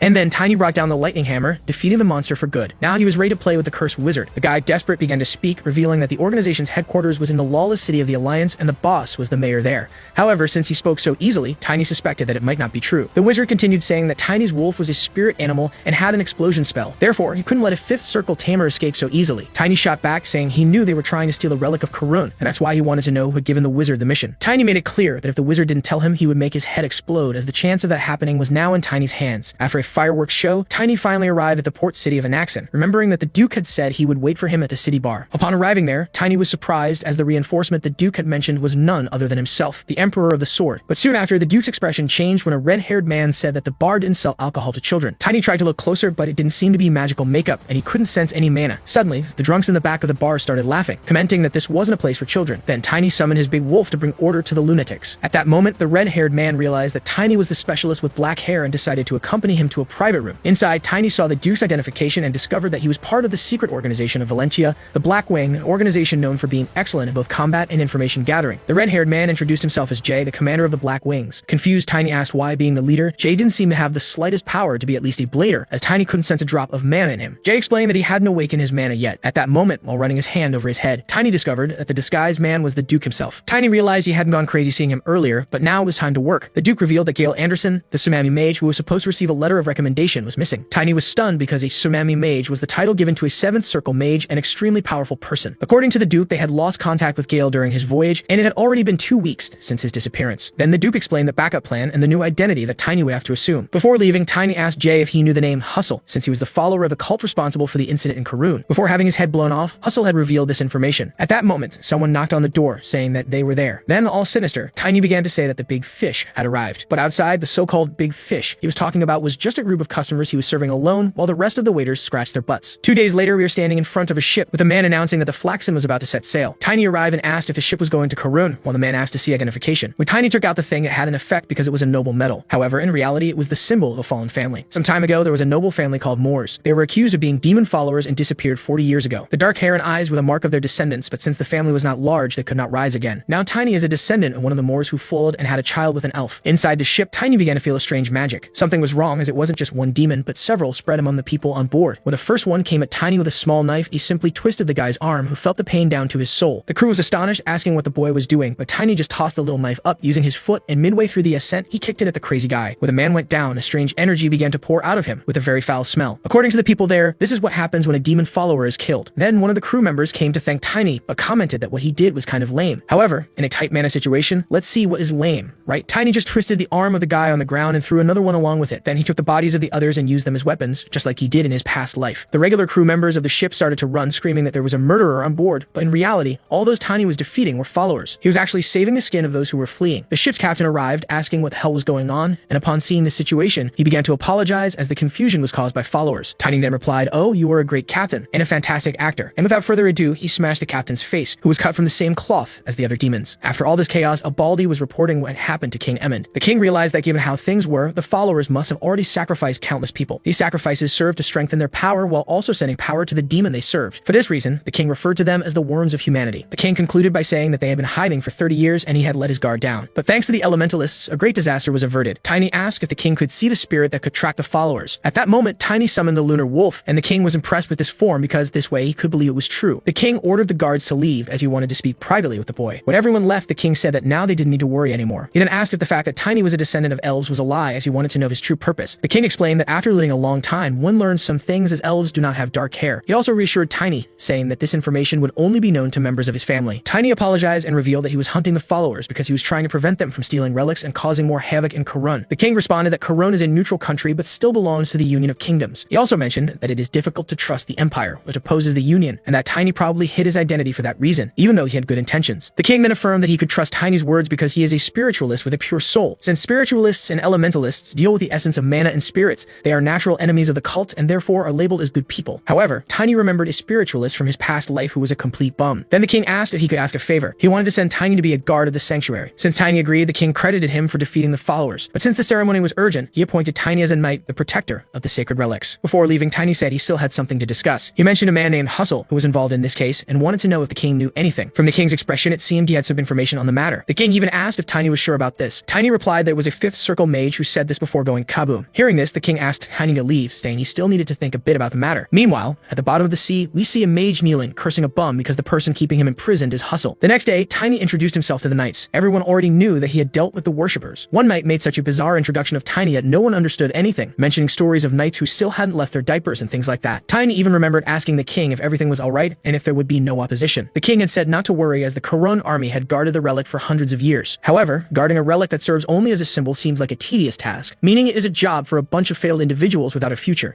And even if there is external resistance, here within the unit, the story is different. So he called over the Baldy who was next to him. I know it, he said that in that unit, there's a hierarchy. However, in this hierarchy, who ends up scaring everyone is the big wolf, but Tiny knows nothing about that. If it's about burning a worshipper, he will surely do it. Besides, the others are also ready to take responsibility. Just by seeing Tiny like that, the unit went silent, complete with salutes. At that moment, someone arrived asking if Tiny was the elementalists who defeated the worshippers. This someone was the sanctuary guard, Captain Truman. Tiny responded, saying that it was an honor to meet him while taking a closer look and realizing that the old man was just a specialist. Truman then said he had heard about why Tiny volunteered and asked if he was interested in divine artifacts. Tiny, already preparing to pull out his club, thought that the old man was part of the worshippers. However, since he was genuinely interested, he ended up being taken to the library because he had spoken with the right person. As Truman explained everything, Tiny realized that there were people who said that divine artifacts were nothing but symbols, whose purpose was to repel evil creatures, functioning within a 1-kilometer radius. Not to mention that they hardly managed to block demonic energy above level 1. However, the more you study, the more you realize they are something beyond that. Truman then recommended several books for Tiny to learn about the relics. Reflecting, Tiny thought he almost hammered the wrong nail, as he initially believed Truman was a worshipper. After listening to the old man speak for a long time, Truman invited Tiny to follow him, saying he would see a divine artifact in person. Inside the castle, Truman asked Tiny if he knew why the sanctuary guards were considered useless. Tiny responded, asking if it was because they were guarding a worthless object, but Truman said the reason was even simpler. He then showed the divine artifact Humanitas. There are some legends about it that say the unworthy cannot touch it. Truman suggested that Tiny touch the artifact. At that moment, everything began to shine, as the artifact was a mass of light that did not harm anything at all, and its power rejected everything that was not of this world. Meanwhile, Tiny began to hear something, and his body became enveloped in that energy. He asked the old man if the barrier was also an artifact. Truman, almost having a panic attack, was surprised because Tiny was communicating with the artifact. After that, Truman commented that the boy had a talent for surprising people. Even though he had been there for years, he had never seen anything like it. Tiny noticed that although Truman was not strong, he was a good person who loved his job, very different from the other members of the unit. However, up ahead, the knight Greg Simbo appeared. Truman asked what he was doing there, but Greg, completely rude, replied that he did not come for Truman, but rather for the so-called holy half-elf. He charged in all crazy, saying he would unmask Tiny. As Tiny expected something like that, he dodged, grabbed the knight's arm, and wham. The knight face planted on the ground. Even after taking a hit like that, the guy continued cursing Tiny. So Tiny replied, "Oh, is that how it is? Let's play a bit more." And there went the knight's spine, breaking all over the place. The old man was astonished by such strength, while the madman up top thought this was interesting. Soon after, another knight introduced himself. It was Robert from the Order of Imperial Knights, and he came to confront Tiny, wanting to know if Tiny was really strong. But slap in the face and goodbye. Then came Tan and Edgar, and each of them was shaken up in the arena. Then a blonde boy appeared, the commander of the Order of Knights. He fought with an axe, but was thrown far away, with Tiny saying, "At least you are someone useful." After the fight, Tiny did the commander a favor and asked if he knew a guy named Hustle. In the end, none of the knights he asked knew anyone named Hustle. Just then, another person arrived, saying that it was impressive. Just by looking at the crazy guy, Tiny realized that he might be a beginner challenger. This was Leon von Peterson, the Grand Master of the Imperial Knights. He came to invite Tiny for a duel, saying he wanted to end the boredom and share some information about Hustle. Tiny, thinking about this, got all excited because only an idiot would refuse such a proposal. As soon as the duel began, Tiny came in full force, hammering away. After a contest of strength, he went to the ground and tried to trip Leon. But it didn't work because the commander had the stone attribute. The commander from above commented that the kid was really fun. With that, Tiny backed off, surprised by the defensive skill of the challenger class. Lion then said he would go back on his promise to take it easy and charge at Tiny, competing in strength. The two crossed weapons and Tiny advanced, thinking that his opponent's skill was very good and he himself needed to pick up a tip from that guy. Leon, defending everything, said that Tiny was not just a genius but a monster in combat. He managed to hit Tiny in the arm, but the commander stomped the ground, messing up Tiny's balance and sending him flying. "This battle is already good," said Lion. Since it was a fun fight, Lion decided to give Tiny the information he promised. He spoke about a man named Lippman who belonged to the Order of Knights but only took orders from the king. Even though they wandered through various places, Lippman might know this Hustle guy. Just then, a guard came running because the king was urgently calling for Tiny. In the hall, the king announced, "This is the man you were looking for, specialist from the eastern route, Sir Lippman." It was the same guy Lion had mentioned to Tiny just 2 seconds ago. Lippman then greeted Tiny, asking if he was looking for him. Tiny, trying to disguise his surprise, replied that he wanted to visit the east one day, but the king interrupted and said not to leave immediately, as he must keep his promise. Tiny took a look at Lippman, and his mana seemed clean. However, the wolf became restless, so Tiny looked again and noticed something different, like a beast in human form. He remembered what the redhead had said, that Hustle seemed like the name of an orc or giant, and believed there must be some connection. The king then ordered Lippman to help Tiny eradicate the worshippers. Lippman mentioned that he had Sir Gale's mission, but the king authorized him to cancel it, stating that eliminating the threats was the priority. With no options left, Lippman reluctantly accepted the order. When night fell, Tiny went to talk to the king. He mentioned that Lippman didn't seem to be a follower, but it was still important to keep an eye on him for a while. The reason Tiny hadn't mentioned this earlier was because of the mana oath they had taken, an oath that created a discharge of lightning. Knowing this, Tiny asked why the king was suspicious, as Lippman seemed loyal for decades. The king explained that the blood of Kurun, upon reaching a certain age, begins to have a strange foresight, a dream in which the relic disappears and demons destroy the capital. While he had that dream, Tiny appeared out of nowhere, saying that the relic could disappear.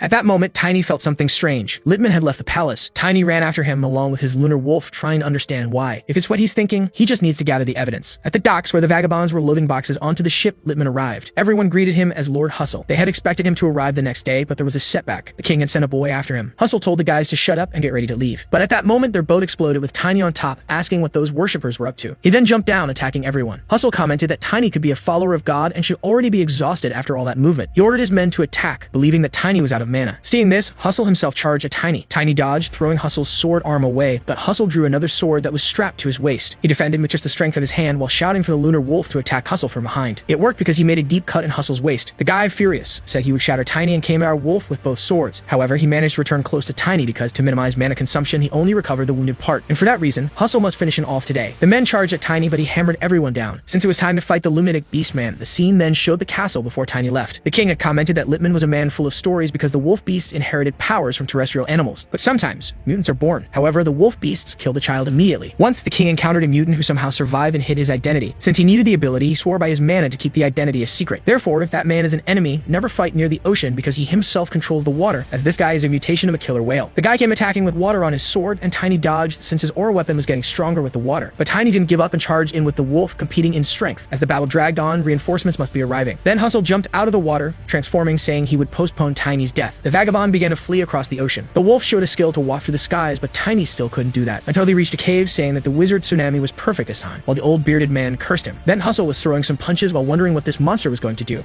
He knew that if they let him go, this precious one would send a telepathic message to his mother, and if they killed Mommy, she would know immediately. Then it would just be a matter of time until Kurun was destroyed. So if he wanted to save his hometown, he needed to put in more effort. The guy said he was going to receive divine punishment, but Hustle, furious, replied that he had already received that, and this would only be a settling of scores. And as they left, the old man kept saying he wouldn't let that lunatic's wish come true. Returning to the palace, the report was confirmed. All the sailors were worshippers, and the cargo contained things used for magical rituals. The total value would be something like half of the kingdom's provisions for a year. The king was already regretting it because Hustle had said he would show how the mutants could also contribute to the world. In the the end, he asked Tiny how they lost Hustle, and if he had any other method to find the followers. Tiny then suggested that if His Majesty could help with something, it would surely work. The next day, Hustle appeared to talk to a redhead. He then started recounting everything that happened about the worshippers, which was hard even for him to identify since he didn't possess any demonic energy. He was just someone working with the worshippers. He was surprised that Tiny charged in immediately, as he had long wanted to show the potential of the Black Wings. Then Tiny, smiling, asked if he still had another chance, because His Majesty ordered him to collect all the remaining artifacts. So if he truly was part of the Black Wings, he must have at least one specialist in magic tracking. While Tiny was there, he asked, "Where's the wizard? Where's the wizard?" He said that, unfortunately, that would be very difficult as they had tried before, but those guys were so cautious that they got rid of all evidence. Therefore, our young Tiny's work was in vain. But still, that wasn't entirely true, as he had brought many of them, and this wasn't a quantity without reason, because ordering such a quantity could only mean they were going to a ceremony, and if Corone was to be burned at once, they would be picky about the magical items but with different ingredients. At least 3 and at most 10 ingredients are needed to make a single ritual. However, getting that quantity takes a good amount of time. If there's a store in Corone that sells all of this at once, they would clearly go to that place. Then the guy from the back came bringing food because the redhead wanted him to try the restaurant's most popular dish, roasted chicken with vegetables. Tiny wanted to peel it off to focus on the mission, but after the first bite, he had to eat it all, as it was so delicious. And now they were going to start hunting these demons. 2 months later, a hooded figure was asking another if that place was safe, and based on the boss's history, he probably did this for money, and they should use their time wisely. Then, when they entered, who was the owner? A redhead in disguise. Then the hooded figure started asking for everything on this list. Seeing this happen, the 2 months of hard work were paying off, while the guys were whispering, questioning whether it would be safe,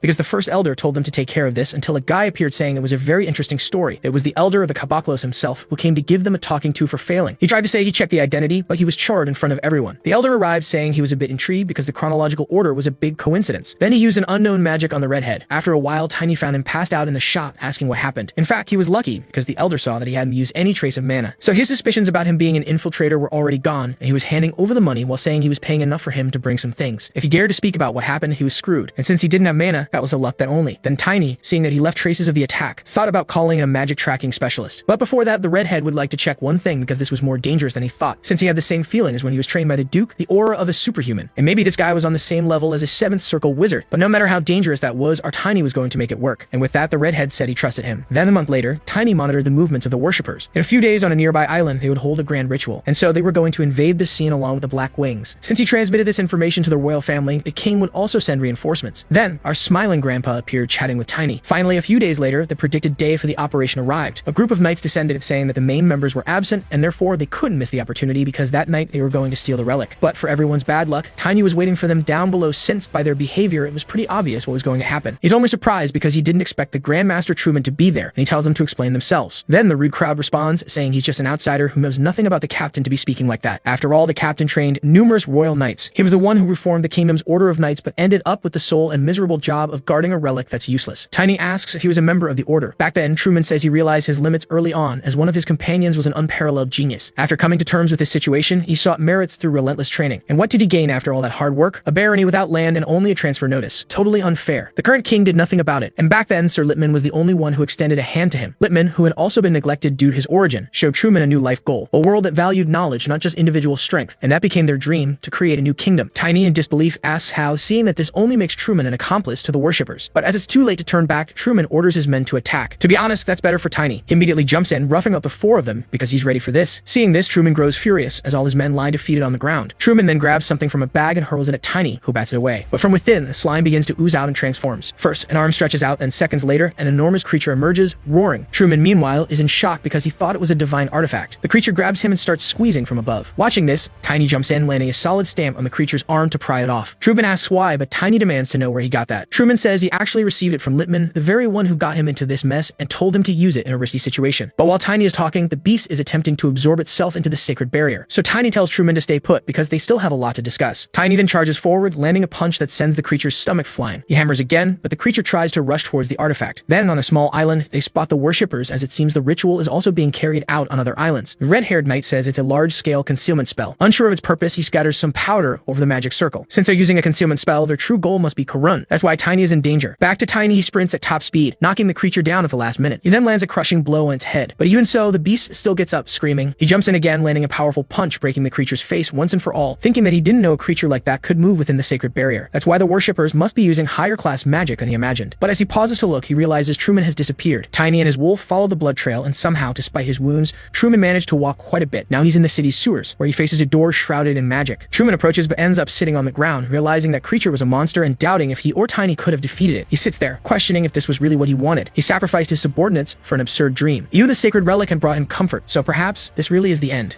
At that moment, Tiny arrives, thanking Truman for still being awake. Truman is shocked to see him there. Is he reacting this way because he's alive, or because Tiny found the secret passage he hidden with magic? No one would think he'd create such a place beneath the capital. He just laughs, saying this truly is the end, but not quite, as there's still an interrogation to come. Tiny asks what they plan to do, and the only thing he knows is to remember Suck. And as soon as he said that, Truman ended up going down. Tiny thinks that if it weren't for those choices, Truman might have had a different end. Just then, the wolf alerts him that there's a strong mana coming from behind that door. When Tiny kicks it open, he finds the Mage of the Waves, who has also fallen. As he turns to the side, he sees a cricket hatchling. Apparently, it's also dead. But at that moment, he starts to see things. The memories start entering his mind through the remaining magic of the Mage of the Waves, who was trying to protect Karan even after his death. Then from above, he senses a dark energy approaching, and this much energy must mean it's a glutton-level creature. He has to hurry and check the 2 spells. He begins channeling his mana into the first spell, which stops working. But from within, a light echoes into the sky. The king sees this from the castle, astonished, as this was the symbol of Gale in the sky, revealing news of the Kraken, leaving the king terrified because his dream is now set to come true. Just then, the king's son arrives, saying they have a problem. A massive tsunami is heading toward the city, so they need to sound the maximum alert. While the king thinks that if it really is the Kraken, not even the power of the relic will be able to stop it, he wonders if this might truly be the end of Karun. But just then, Tiny arrives, asking if he's already given up. The chubby one tries to say that Tiny has no permission, but the man he's carrying is the Mage of the Waves, who fought until the end to protect Karun. And since he's dead, the last pillar that protected Karun has been destroyed. But they still have hope because he left something, the shield that will save Karun. The king's son asks, is that serious? While the king himself says that even if the mage had a plan, this would be the end of Karun. He explains that the sacred relic, while able to contain ordinary monsters, could not stop a creature of high-ranking demonic power like the Kraken. The son insists, saying that the Kraken is just a myth, and questions if the king really believes that tsunami is happening because of it. Tiny in the background intervenes, no, your majesty, the sacred relic will work. To understand this, we must remember the promise of the mythological era. He explains that according to the sage, the sacred relics are a treasure of humanity, passed down from generation to generation. Since ancient times, the Kraken, a divine creation of the gods, would be under the relic's effect, unable to break through the sacred barrier. The king thoughtfully agrees that makes sense. Since the Kraken is different from other monsters, it might actually work. Then he orders all the people to gather inside the palace immediately and asks to call all the mages who might help contain the tsunami. The son questions, Father, can so many people fit in here? But the king insists that, if necessary, they should pack the palace, and if there's no more room, they should take the people to the ships. Thus, the servants run to do whatever they can. The imperial family arranges the necessary resources to evacuate everyone, leaving no one behind. At that moment, an alarmed knight arrives with bad news. All the ships at the port have been destroyed. Down at the port, there are 2 mages who are likely responsible for the destruction of the ships. They're blocking all exits from Karun. One of the mages asks the other about the invisibility magic circle and mentions that a knight approached the barrier, after which they lost contact with the rest of their companions. One of the mages, visibly annoyed, realizes that the imperial family is beginning to suspect something and orders all possible reinforcements sent to buy time. He smiles, saying that facing a challenger within the sacred barrier might be difficult even for him, but that as a knight of the barrier, he would have an advantage. In another scene, a gathering of hooded figures discusses the final plan. They intend that, amid the chaos, all the residents will flee without a chance to escape the massive tsunami. The imperial mages had used up all their power trying to contain the disaster. Meanwhile, they plan to use the disaster to destroy the imperial family's bloodline and cut off the power of the sacred relic, bringing destruction to Karun. Much time has passed, their leader says, and finally, we are here to spread the name of Malum across the world. 2 days later, Tin, noticing that people looked exhausted, spoke with the king, who also appeared worn out. Tin suggested he take a rest, but at that moment, he felt a sharp pain in his head and fell to the ground. A familiar energy filled the atmosphere. Look, Mom, the water's rising, said a child, pointing. The sea water was rising, revealing a monstrous limb emerging toward the city of Karun. The Kraken, ruler of the depths, the one with the power to decide Karun's fate, had finally appeared. People fled in panic as the Kraken destroyed everything around. Knights and mages murmured in disbelief that the myth of the Kraken was indeed true. At this moment, Tin approached with a large sack on his back and called for the king. This was the great legacy of the Mage of the Waves. Determined, Tin called for the lunar wolf and began leaping through the skies, promising to take care of the problem. The king then remembered the words of the Mage of the Waves, who in his final moments had apologized, wishing this humble gift could be a testament to his devotion to the country, hoping it would save Karun. Now we see Tin soaring through the sky with the Kraken hatchling on his back. He thought, we need to use this to stop the massive beast heading our way. Tin rushed forward with the lunar wolf, realizing he was still too far and wondered if there was a way to approach the monster. He then remembered the lunar wolf's leap capable of crossing the sky and felt a surge of energy. It was time to use the 3rd stage of the spirit tamer, the power bond.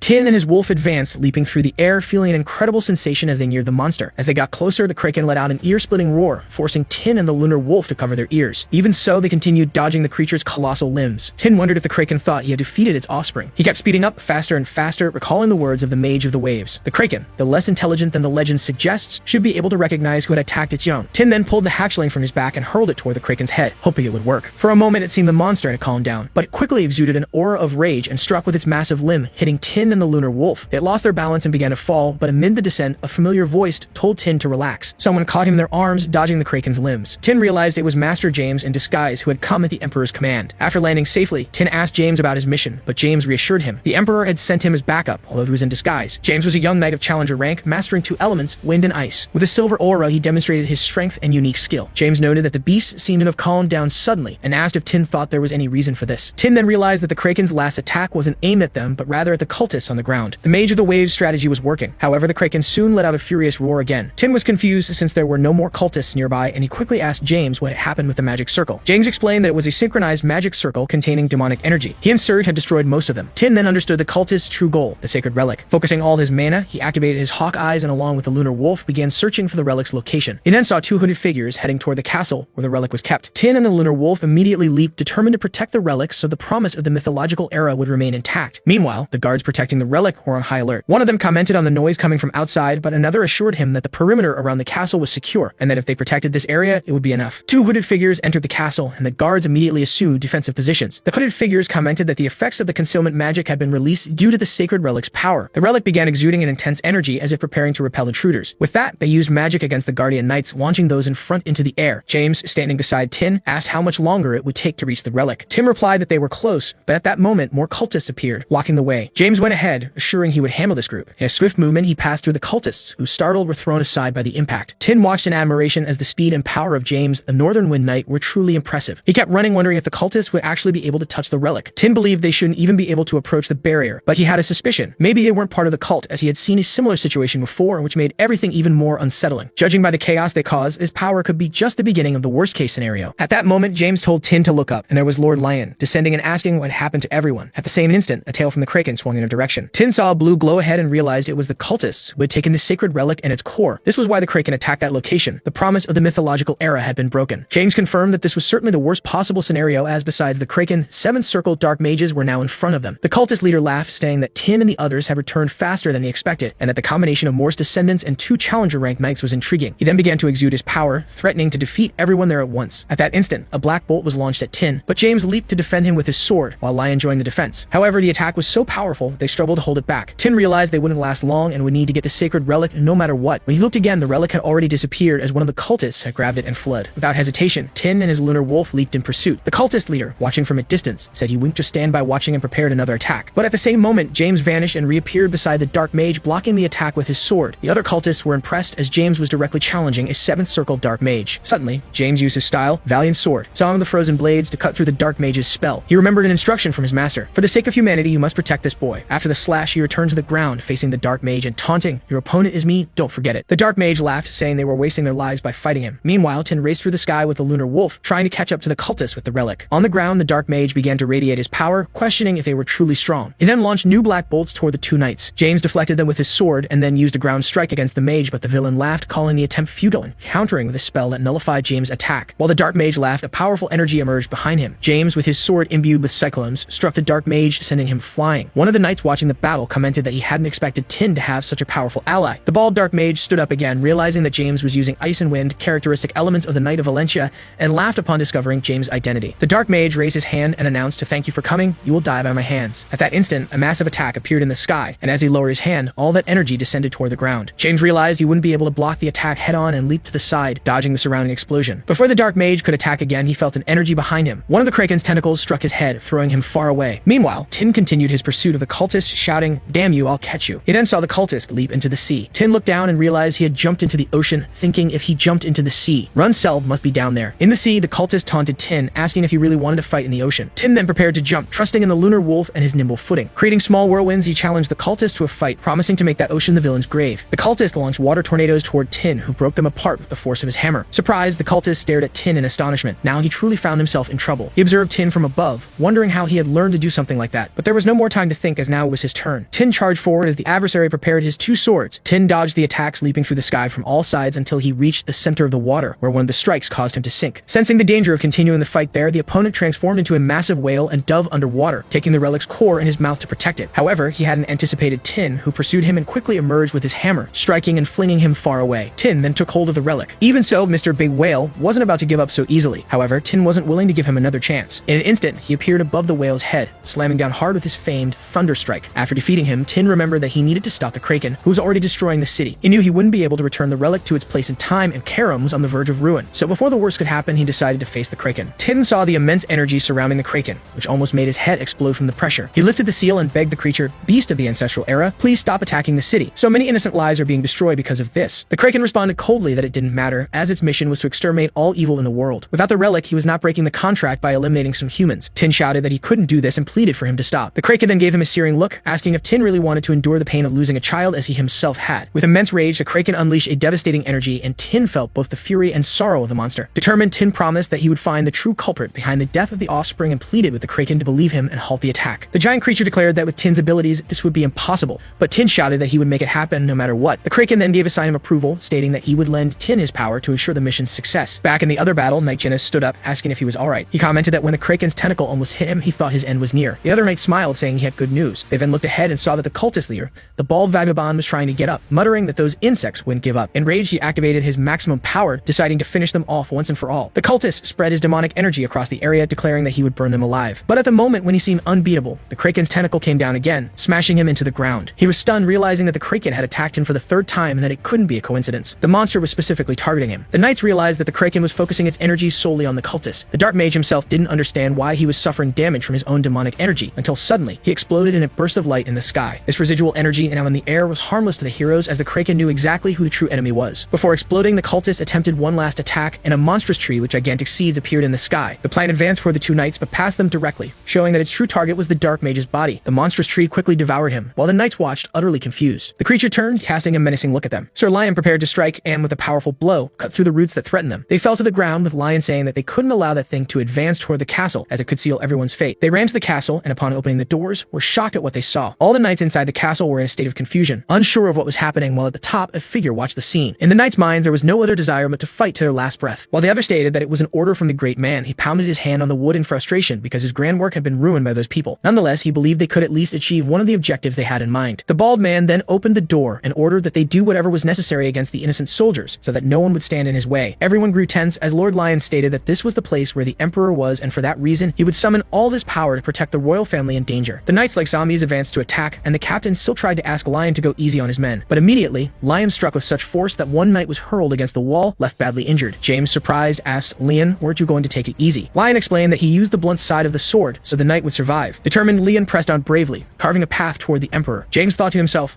so that's what he calls going easy. Inside of the hall, the dark mage held one of the knights and flung him into the air. Even under attack, the knight shouted for his majesty to flee. However, the bald one, all smug, laughed, saying he should at least introduce himself to the precious royal family. The king, unwavering, confronted him, saying, "So was you behind all of this?" The villain, with disdain, confirmed, adding that as a reward for discovering his secret, he would end Kum's royal bloodline that very day. At that moment, a voice echoed, cutting through the air. "Before that, the one who will fall is you." It was Lord Jinnis who lunged at the villain. The bald one, smirking with disdain, said that attacks wouldn't work against him, but didn't know this Lion was right behind him. Then Lion struck a blow to the adversary's back, while telling the Emperor that they would end this quickly. The bald one, still smiling, found the situation amusing, and without hesitation, lunged once more, saying that this would only add 2 more bodies to his list. He seemed invincible. He had been trampled, devoured by the monster plant, and now slashed across the back, yet continued to rise with a dark energy, proclaiming that he was the death of all. Lion was amazed at such strength. He looked back, realizing that even if he managed to dodge, the Emperor and Prince would not. So he raised the Valentius sword before him and declared that he would protect the royal family, no matter the cost. The two then faced the attack head-on. Lion recalled the past, when the Emperor appointed him leader of the Imperial Knights Corps. Now on the ground, Lion regretted letting his guard down. He thought that if he were stronger, he could have won. But at that moment, the Emperor appeared behind him, saying not to give up, for even he, who had made mistakes, had never given up. Lion tried to argue that the Emperor shouldn't strain himself to recover him. On the other side of the room, James shouted not to forget about him, as it was thanks to him they were still there. He was indignant at the thought of being used as a shield, considering that he was there to help. With a smile, Liam promised to repay James for his help later, but first they needed to deal with that villain. Above them, the bald one began concentrating more energy in his hands, and James said they only had one chance. He would try to break the magic while Lion advanced. Determined, he announced Valencia fencing, Gina-style, second ability. He began launching several sword slashes and charged to face the dark mage's powerful attack. The background music brought a sense of madness, while the mage, cornered, thought it was impossible. His magic was breaking. At that moment, he noticed something else. Behind him, Lion advanced with his Cum Empire swordsmanship and unleashed the final skill, the Stone Thunder, throwing the villain against the wall. The prince looked over, asking if it was finally over, while the Emperor collapsed to the ground. Genus, watching from afar, murmured a curse, realizing that all they had done was expel the mage from that body, but obviously the mage had escaped. The bald Zerato tried to flee, leaping through the air, relying on his magic, like he made a mistake. Tin was flying right there, ready to intercept him. In his memory, Tin recalled the power of the relic, which formed a cube around the mage, capable of containing part of his magic. The villain, irritated, raised one of his hands, the only one remaining, and declared that it meant nothing to him. Tin just laughed as the lunar wolf leaped before him. The mage was terrified to see Tin advancing toward him, wielding the the Iron God's armor.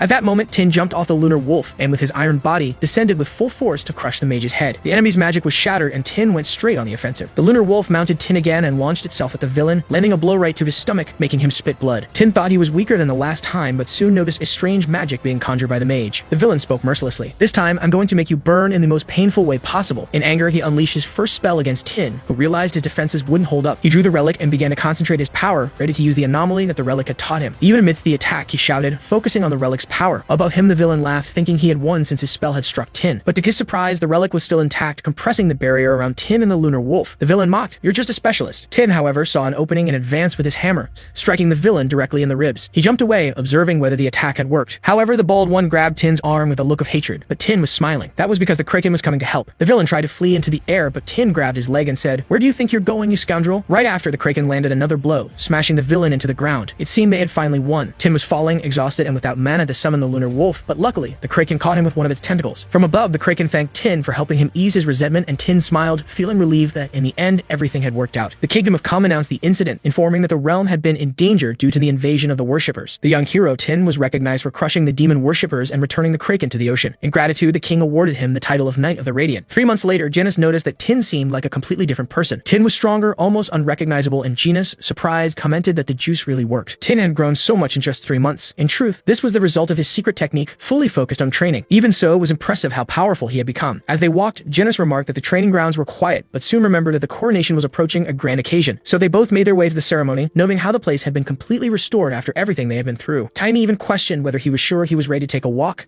since he had been injured quite a lot during the last battle. Though he had suffered from the rebound's after effects, he said he was fully healed and didn't need to lie down any longer. He recalled somewhat resentfully how Nightland had used him as a shield. Genis took the opportunity to ask one more thing. Tiny had drawn power from a sacred object using the body of a specialist class, and by doing so ended up fighting someone of a much higher class. For this reason, he might have pushed his body to the limit. Tiny confessed that it felt as though his will and his movements were somewhat out of sync. Genis remarked that this was a side effect and suggested that he should rest. However, Tiny laughed, insisting that he was fully recovered, which left Genis impressed, thinking it would have been a serious injury. In truth, Tiny managed to get something back. He learned to use the power of the soul during the healing process as he filled the void with his own soul in the absence of mana. By coincidence, he acquired this power that reacts to mana but follows entirely different principles. This minimized the side effect of the fight and above all, without spending mana. He was excited to discover such power, feeling that he had done well not to give up in that battle. This new power made the legend of the Aura Master who controls his own soul a reality. Relieved, Genis commented that it was great that he was well in hand in the letter, wanting to know his decision on the next destination. The Emperor wished to send them immediately to 11, but Genis wanted to visit the imperial capital and participate in the Valentia celebration. He asked Tiny what he would do. At that moment, news arrived of the second imminent disaster, the imperial family wedding. Tiny thought that 11 was just an excuse from the Sword Emperor to get them away, since he knew that Genis might not survive the wedding. The Emperor preferred to keep him far. However, Tiny reflected that going to 11 wasn't a bad idea since the third disaster would arise there, and it would also be where he would meet Esna. But before making any decision, Tiny felt grateful to Chloe, his savior and part of his family, who helped him so much. He knew that in the past, not even Genis could prevent disaster at the wedding, so he doubted that the event could go smoothly without them present. So he accepted the proposal and said they should head to the city. During the conversation, they remarked that the city's reconstruction was going well. Following the suggestion of the Radiant Knight, warnings were issued about the sacred object and the worshippers. It was a good time to wish safety and prosperity to Karam. Then the coronation ceremony for Prince Henry began. He knelt before his father, who declared how trustworthy he was. Lion appeared in the background, relieving the Emperor and apologizing to Gas for what had happened last time. Gas dismissed him with a "Get out of here, you miserable wretch," and asked Tiny if everything was going well. At that moment, Tiny heard a strange voice questioning why the Northern Wind Lion was called the seventh deity, something he had never heard before, not even in his past life. Lion commented that people talked a lot about it, while Tiny wondered if there were other talented individuals besides him and Genis in that world. At the ceremony, the king finally passed the crown to his son, who expressed gratitude, saying he felt honored despite the weight of responsibility. He took the opportunity to thank the Radiant Knight, the great Tiny. Tiny, for his part, thought he had already been rewarded by gaining the right to use a sacred object, and with humility, he bowed and said, "Your Majesty, I have already been rewarded." For the royal family, however, this was still not enough. They then decided to bring a special item. The knights appeared carrying the artifact, while the new king explained that although Tiny's body had grown rapidly and an ordinary suit of armor was no longer as useful, this gift would be even more valuable. It was the Mana Necklace, an artifact used by the legendary traveler king of Karam. Tiny was surprised and asked if they were truly giving it to him. The new king explained that actually he would have liked to give him the transcendent armor, but it was considered a national treasure. Still, the Mana Necklace was extremely powerful, with 6 circle magic embedded within it. Tiny was impressed as he knew this kind of gift was an extraordinary gesture, given that his 7th circle armor would grant him superhuman strength. These treasures are so valuable that even the continent's 10 knights have rarely had the chance to use them, except for the Master of Arms, who is a special case. The former emperor reassured Tiny, telling him that even if he used up all the mana in the necklace, it would recover in a day. Tiny then bowed and accepted the honor as the king placed the necklace around his neck, asking him to always remember them, and that Karam would always remember and cheer for him. The crowd applauded enthusiastically, shouting, "Go Radiant Knight." Later in the city, Genis Genis commented on the local people's generosity, while Tiny suggested that Genis should keep the necklace. Genis was astonished, saying it was an over-the-top gift, but Tiny insisted he hold onto the necklace until Tiny was truly ready to use it. Genis was pleased, realizing that Tiny wanted him to stay strong to accompany him to the place where he had died in his past life. Tiny intended to do everything the opposite way of what the Sword Emperor wanted. During the journey, Little White Hare asked if they would need to take a boat at the coast, but Tiny replied no and summoned his lunar wolf to save time and money. As they mounted the wolf, Genis was terrified, preferring to swim rather than continue the trick like that. Tiny reminded him that the Northern Wolf Master didn't mind riding the wolf, but it was true agony for others. Soon, Genis was almost sick with fear as the wolf sped through the skies until Tiny nudged him aside, avoiding a small disaster. After some time, they arrived in a small town. The townspeople looked at the two of them strangely as they lay on the ground nearly breathless. Genis complained, feeling like he almost died, and suggested that next time it might be better to rent a horse. That's when Tiny asked what was wrong and Genis realized his wallet was missing. Upon searching, they found that both his wallet and Tiny's had fallen into the water during the flight. Genis apologized, blaming himself for what happened, but Tiny replied calmly that they could always earn more money. The young man didn't understand, but Tiny explained that in the city, there were always money bags around for situations like that. Soon, the two of them disappeared into the city's alleys where screams could be heard. Later that night, they were outside the city. Tin was riding his wolf, commenting that the crazies they took money from had well-filled pockets, and now they would have provisions for a while. Genis joked, saying that if Tin continued with this behavior, his title of Radiant Knight could be tarnished. Tin responded without hesitation, criticizing bureaucracy and emphasizing that the important thing was to keep moving forward. As they rode, Tin thought that Genis was a bit too straight-laced yet also an incredible person, with talent that would make him 3 times faster than an average knight. He felt more and more certain that bringing Genis along with him was the right decision.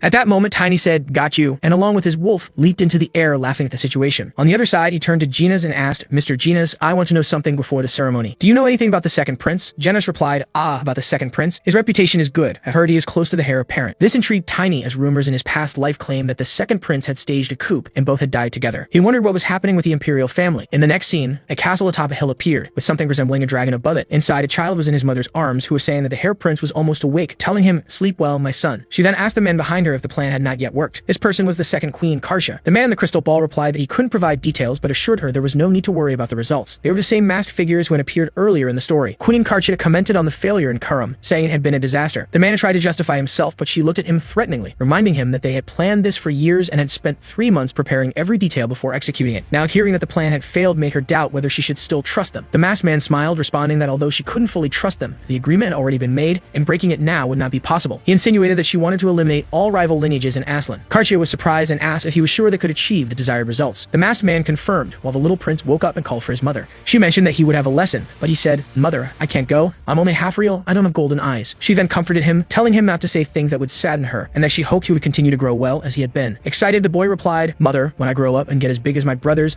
I will carry you on my back and run through the palace." The queen smiled, saying, "Wow, my son, how confident you are. I believe in you." Meanwhile, the men by the crystal ball were talking. One of them remarked that the queen had finally understood something but called her very foolish. Another asked if there was no way to avoid this. Even with preparation, the first elder was gravely injured and recovering, and they had lost other resources as well. One of the masked figures was furious, blaming Morse for all the problems. One asked what Morse was doing at that moment, and another replied that he seemed to be heading to Azyria. Another masked figure asked if that was where the grand project would take place. They concluded that it must be a coincidence, as he was apparently connected to Valentia. The central masked figure ordered everyone to be silent, and they obeyed, frightened, while he commanded them to continue monitoring Morse's movements but not to act just yet. The priority would be to focus on the grand project, which would be carried out using the blue fox. In another scene, someone delivered reports to the prince, who thanked the messenger for coming. This was the second prince of the family, Lot van Aslan. He commented that it was time to work with the local intelligence group, something he used to do himself. The prince joked that it seemed a bit out of his profile to do such a thing, but he would certainly start talking about rules and ordering the people beneath him. His brother complained, to which Lot replied, okay, I'll stop." He then asked about the second queen and Tinel, as he had received recent news from them. The second prince commented that it seemed their mother had called the leader of the knights again. He was still the leader of the Royal Knights troop, and Lot noted that this couldn't continue, reinforcing the need to strengthen the authority of the knights to avoid further interference. He thought this might be due to the Royal Knights' disdain for politics, but then he remarked, "There's one more thing. Our mother still treats Tinel like a child, and he is already 14 years old." The prince stated he knew the reason Tinel acted like a child, which made the second prince curious, asking, "What do you mean?" The prince recalled an episode where once a child Tinel's age hit him with such a strong punch that he spun through the air several times. The second prince was shocked by the story and asked, "Hyun, how did you let such an arrogant little brat escape?" But he admitted it was his own fault and that the boy had his reasons. Hey everyone, did you enjoy the story? I really liked it. If you want to follow the next part, make sure to subscribe to the channel and leave a like. See you in the next story, guys.